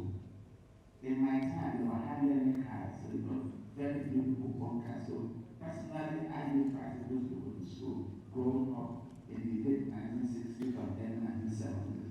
And we need to begin to get back to that. Yeah, absolutely. So, fortunately, I was invited for the JICA meeting. And the reason I was invited for the JICA meeting was for us to talk about an African Development Bank study on how to build priority lanes in the federal capital. So that was how the invitation to be part of the meeting was extended to me to talk about PROT. And I stood my ground and said, look, BRT is fine, but that the Abuja, the Big Master Plan, which is supposed to have signed part of it, but in the first meeting I insisted that, thankfully, I'm the non-secretary transportation, we will talk about BRT, but we will also put on the table that we must talk about bike lanes for the FCT. And we went back and forth and back and forth. And at the end of the day, I'm happy to say that I got them to start looking at, because you have to put the infrastructure in the master plan itself, because it's not everywhere I can come back in. So we are working very, very closely with China as we speak. And I insisted, and I was put in the action committee, my intention being to make sure that if the reviewed master plan, Abuja master plan is supposed to come out by 2027, it's a 3-year program, 24, 25 to 27. I'm pretty confident that to a large extent, we are going to solve the problem of bike lanes all over the world, and we will all say it. Not everybody can go, not everybody in the US, not everybody in the UK, and their population. We have lesser people working hard, but we have more people having to work. And perhaps if they had infrastructure, a bicycle is much cheaper. If you had where to use it, I'm sure people will get bikes and use them. So thank you very much. For the policy, I will hope and pray that by the time we finish with this and other decisions come, the bike lane is the problem. We don't have it, we cannot be talking about non-motorized. Thank you so much, sir. Thank you. Thank you so much, sir. Please, let's put our hands together for him. I'd like to come back to Enugu State. Enugu has done some dynamic projects recently on public transport, especially. And we're wondering whether that took cognizance of walking and cycling, either by way of policy or infrastructure. I'd like to hear from the SSG. Thank you very much. Thank you so much. I'd like to get the context because Enugu is a consequential city, a very old city. And because it's a old city, the infrastructure that you have there is dated. But under this government, under Dr. Administration, a few things were taken into consideration as we try to build out our transport strategy, multimodal transport strategy. And in that, yes, we took into consideration that most of the city lines in the metropolis may have maybe dysfunctional sidewalks for pedestrians. In some instances, the motorized nature of the street bicycles also make those almost impossible for pedestrians to use. So we have to now begin to think back in our design road network design, the infrastructure. So there are multiple layers also. In doing that also, we're thinking about the culture prioritization in terms of how people began to think now about non-motorized transportation. Because everyone, almost 2 generations now, are used to taking transport from one point to the other. We also have to now go back and look at how to integrate technology into the enforcement and management, and that's the part we're working with the road safety boarding. I was speaking with the commercial hopefully visit soon to our command and control, because we also found out that if we're able to have the right data, like Philomen talked about, building the right data set, we're able to now not just have policies that look good, but also the implementation of it requires that we have to track it. We can understand where we have highest cases of incidents with non-motorized activities, and also now what we did was like the benchmark from Lagos State was saying the Ministry of Works and the Ministry of Transport were now coordinated the design of our new road network. We wanted to see, going back to Lagos State non-motorized policy, we looked at some of this also is important in building from lessons learned from those that have done it better. What we did was in our new city, we have a project now called the new city project. We're designing it from scratch. And that city now has clear setback for pedestrians, for bicycles, to ensure that even our transport system was not just looking at accessibility, it was also looking at both accessibility and mobility in such a way that people that eventually participate in this and benefit from it, you look at the socio-economic ecosystem of it as much as the safety of it. So the new cities, our model to try to expand it. But in the meantime, in the old city, what we're doing is covering drainage and putting care for it to allow more space for pedestrians, more space for those that ride bicycles to be able to participate. But it's work in progress because it's quite a big issue, both in collaboration amongst agencies and the way we want it. So it's work in progress for us. Thank you so much. Can we put our hands together for him? I'd like to come back now to the national authority, the Federal Road Safety Corps. And for a number of us that are aware, and as mentioned in my presentation earlier, the Federal Road Safety Corps has been a pioneering organization for cycling promotion. As a corps, the responsibility for safety is that of all road users. And FRSA have the mandate for that. Now, the strategy has given a clear 5 key initiatives that needs to be implemented for walking and cycling to be safe in Nigeria. And we wanted to understand better how FRS's commitment is leading to the delivery of these initiatives. Thank you, sir.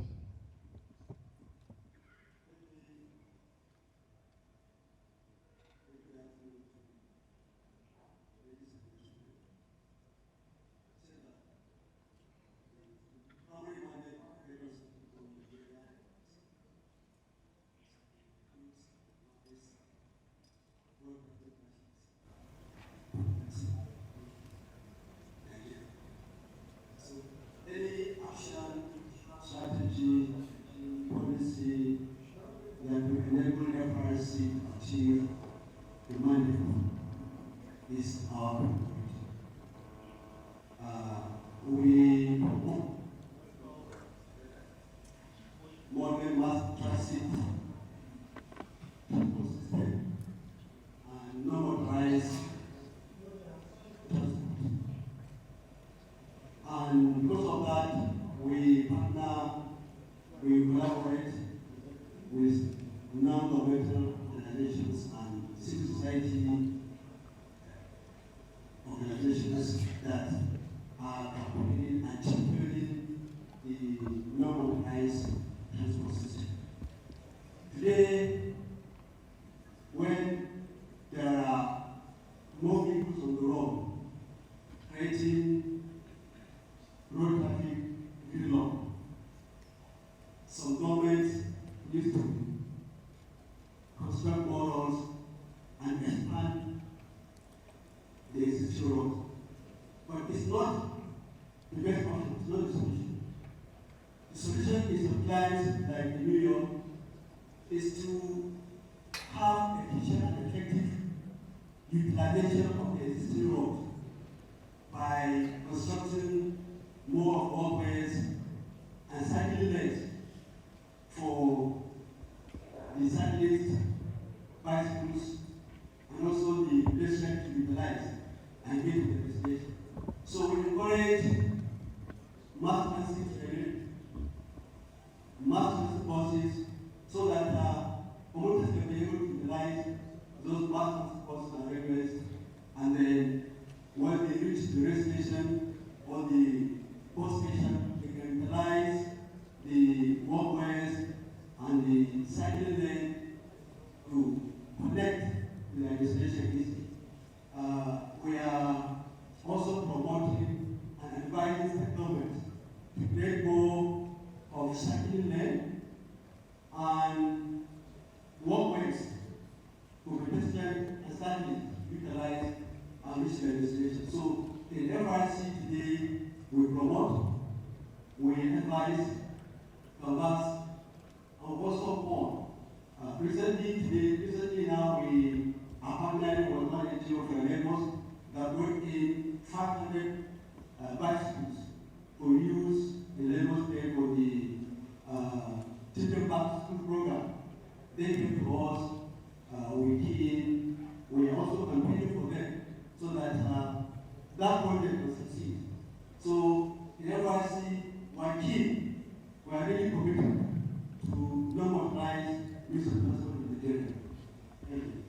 Thank you very much. Please let's put our hands together. Now, to the UNEP that has continually provided support in different forms for policy development in Lagos and in Abuja nationally. We want to find out, with all that has gone on in the past few months, including the passage of the National Land Transportation Policy, which has a whole section dedicated to walking and cycling. We have a National Cycling Policy and Strategy draft completed, which is being handed over to the Minister for onward final processing and approval. And we are wondering, what can UNEP do further? Thank you. Thanks, Emmanuel. So I think often we talk a lot about policy and change, but then just as the victims are individuals, we're also all individuals here. And sometimes we forget that these policies set out a sort of very perfect list of recommendations or things that need to happen. But actually the complexity on the ground of how people are moving around, whether that be in Abuja or Lagos, is very, very imperfect and very, very complex. And you've got people who are walking and cycling, and people who are badly behaving in a car, and people who are behaving well in a car, and people on a motorbike, and someone else is in a rush to work. And somehow we as institutions need to go down to the individual level and say, this is a really complex situation. What can I do as an individual to move this agenda forward? And I think I remember the previous mayor of New York saying her most powerful policy tool was actually a pot of paint. And as I was driving here today in the bus from the hotel, I didn't know if I was on a 3-lane or a 12-lane highway, because there was not one line on the road. And we're going to be 5 days in this conference, but it would be really good if someone in this room could find in their budget $20 to go paint that highway with some lanes and with some zebra crossings. And it's not a perfect solution. People still have to abide by the rules of the lanes and the crossing points. But if we can't even, as individuals working in all of these big institutions, spend the money on the pot of paint, so at least there's a dedicated place for each lane and a dedicated place for someone to cross, then really what are we going to do with this big policy? And I start there because your question was, what can UNEP do for Nigeria? But I can say this as a half Nigerian, it's not my job as UNEP. I'm not the expert on Nigeria. I wasn't even born here, you know, I'm lucky to be Nigerian with my fathers, but I come here once or twice a year. You're the Nigerians. As the Nigerians are the experts in road safety and transport and construction, my email is all over the internet. Geordie's email is all over the internet. Any expert in this room can come to me and tell me, I've heard that UNEP's really good at convening or policy. This is what we need your help for. We all have an individual responsibility. And so I start there, but then I will say, I think one of the hardest things is just talking to each other. Because there are so many agencies involved in decision making that impact safety of pedestrians and cyclists. Whatever your role is, if you know that there's a disconnect between the Ministry of transport that works, or if you know as a governor that your budget is not being ring-fenced for walking and cycling, or you're an engineer, or you're a road safety marshal, there's something we can all do as individuals to make it safer for walking and cycling the next day, whether it's buying the penny, picking up the phone to your counterpart at a different ministry. So we're here to support, but we actually are not experts on any one country. You're all the experts living the reality and dealing with the impact in hospitals and people dying on your roads. So just drop me an email and tell me what sort of support you need. We've had that. I can see my colleague in with us from Ghana. This Thursday, Friday, we'll be launching the national project for walking and cycling in Ghana. That was as a result of 5 different cities in Ghana saying, Carly, what we need your help with is getting the cities talking to the national government. So can you come and convene us so we can start that conversation? So we're happy to help, but actually I'm going to put the responsibility on everyone in this room who lives in Nigeria and is from Nigeria to decide what support you would like to ask from us. Thanks, Emmanuel. Thank you very much. Very quickly, I've been asked to allow 2 questions from the audience. I would like to have anybody indicating number 1 and number 2. That's all. Only 2, please, for time's sake. Let's have from the audience any mic.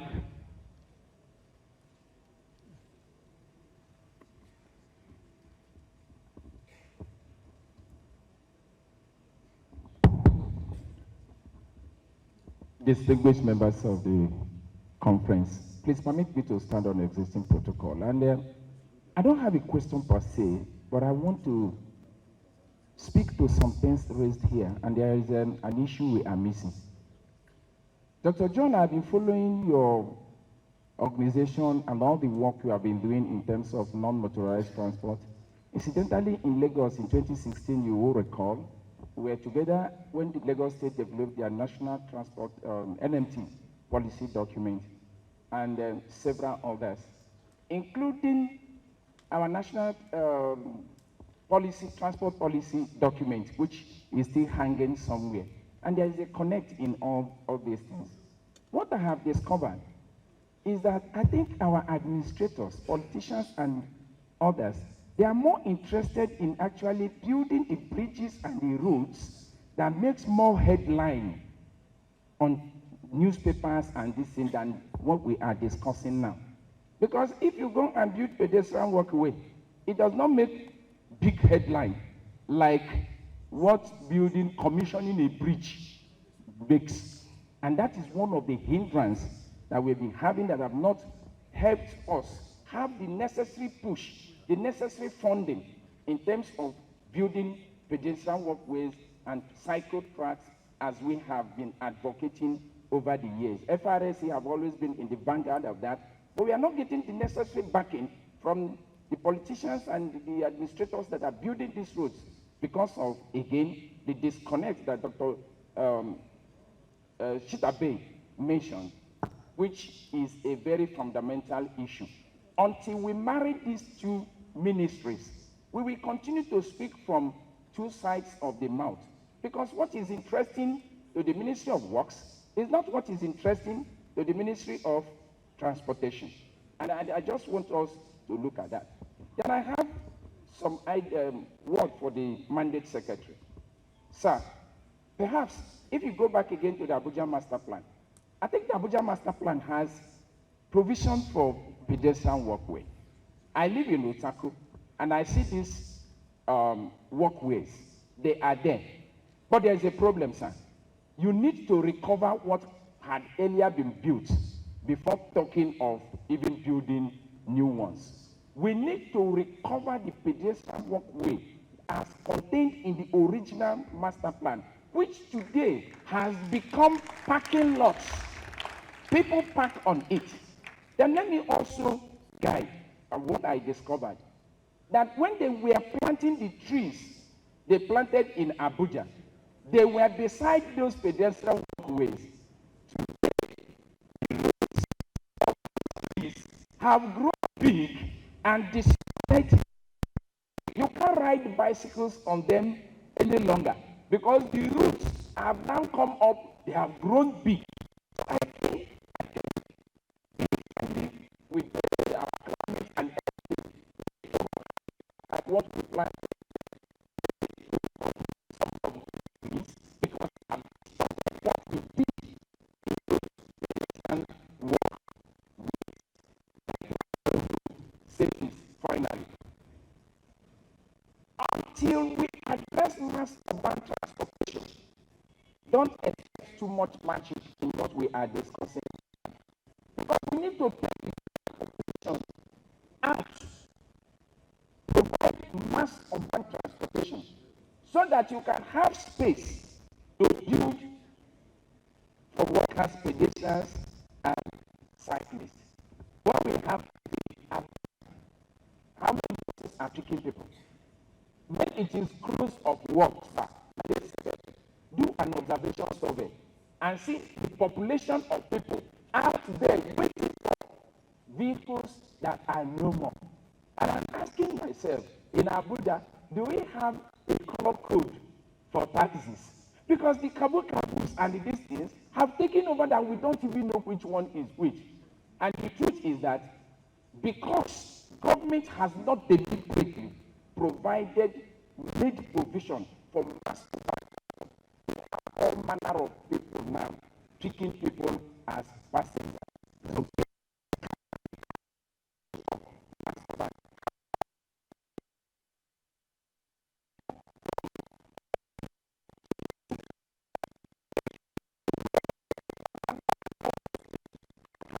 have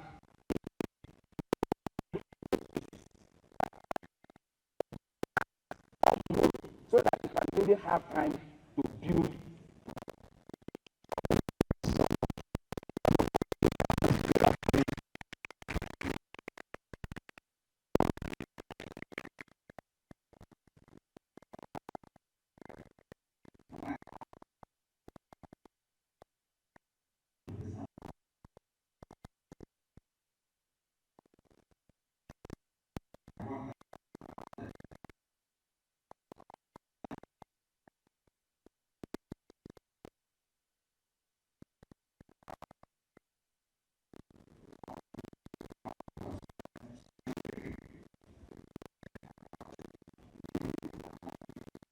to put the brackets which are not existing. Thank you very much. And we're here to talk about unmotorized. When the set up is following to talk about the buses drainage, I will tell you how our drainage work and what have buses. Thank you. Thank you very much, sir.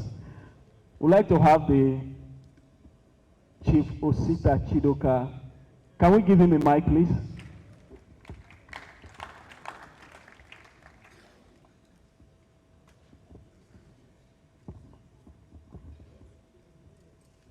Okay.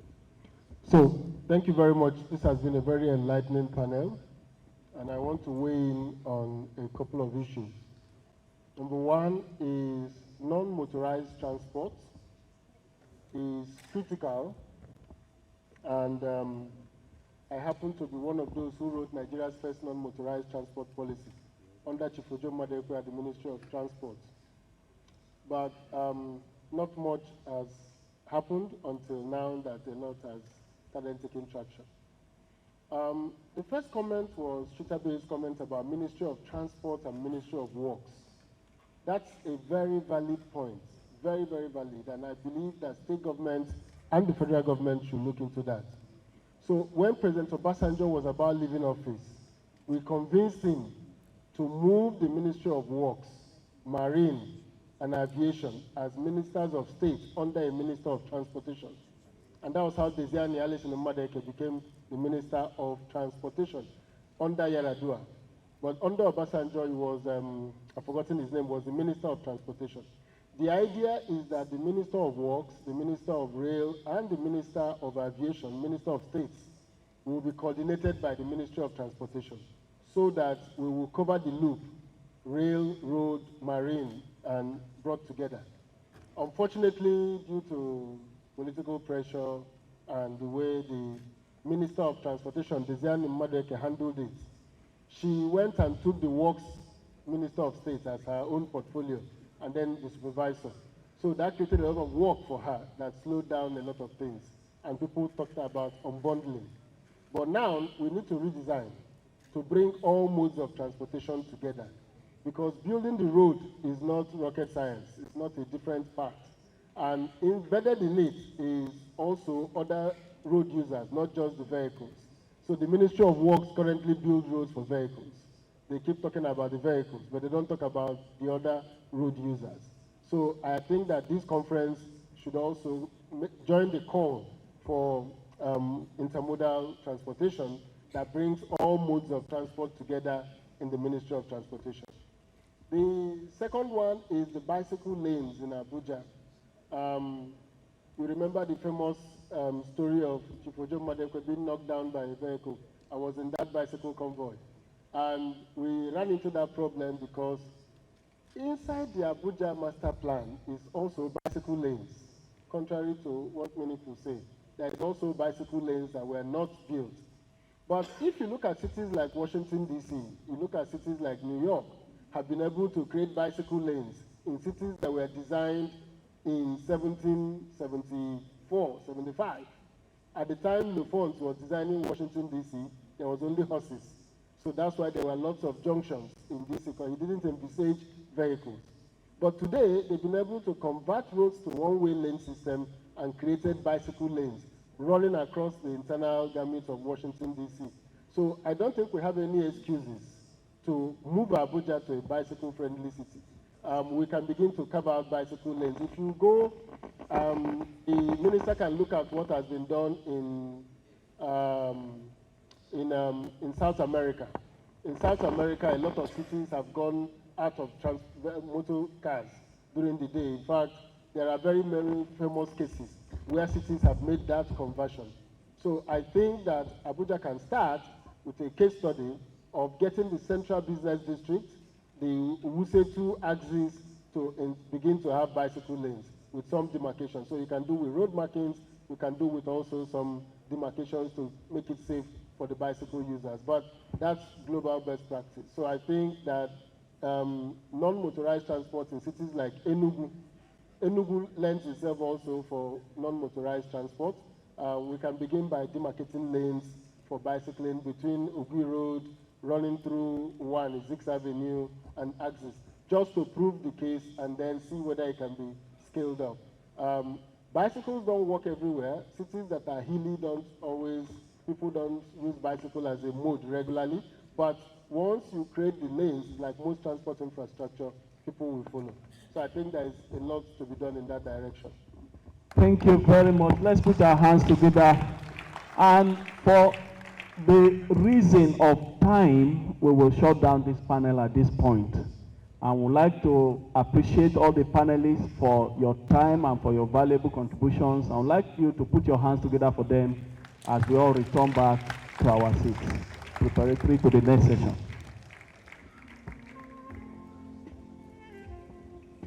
May we appreciate the panelists once more, please.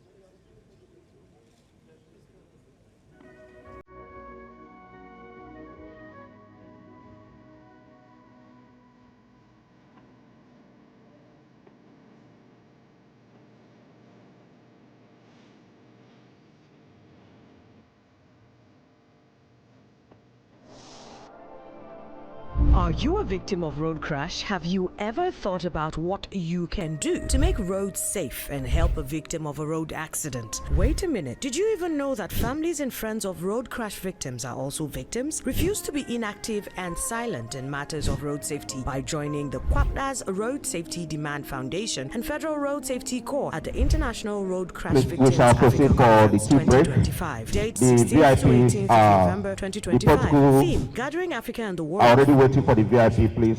You will take your left. That's from my position over. You take your left to the VIP. That's the Benchers Recess Hall. While others will proceed upstairs to Rivers Hall. To Rivers Hall, please.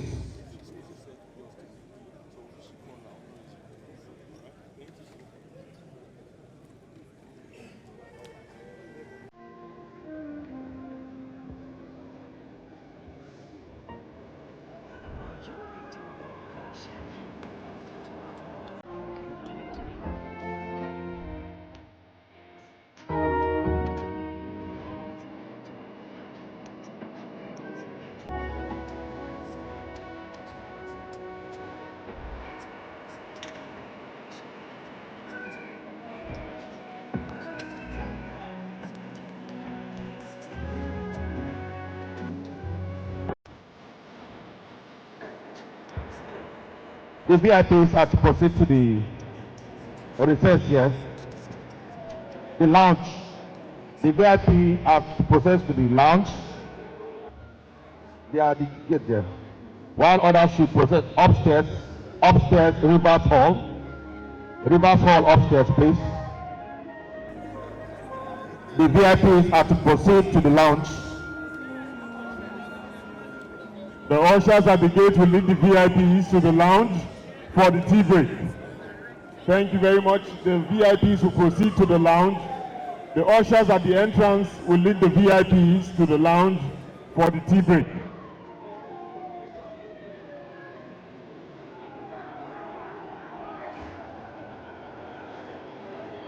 Ladies and gentlemen, it's time for the tea break.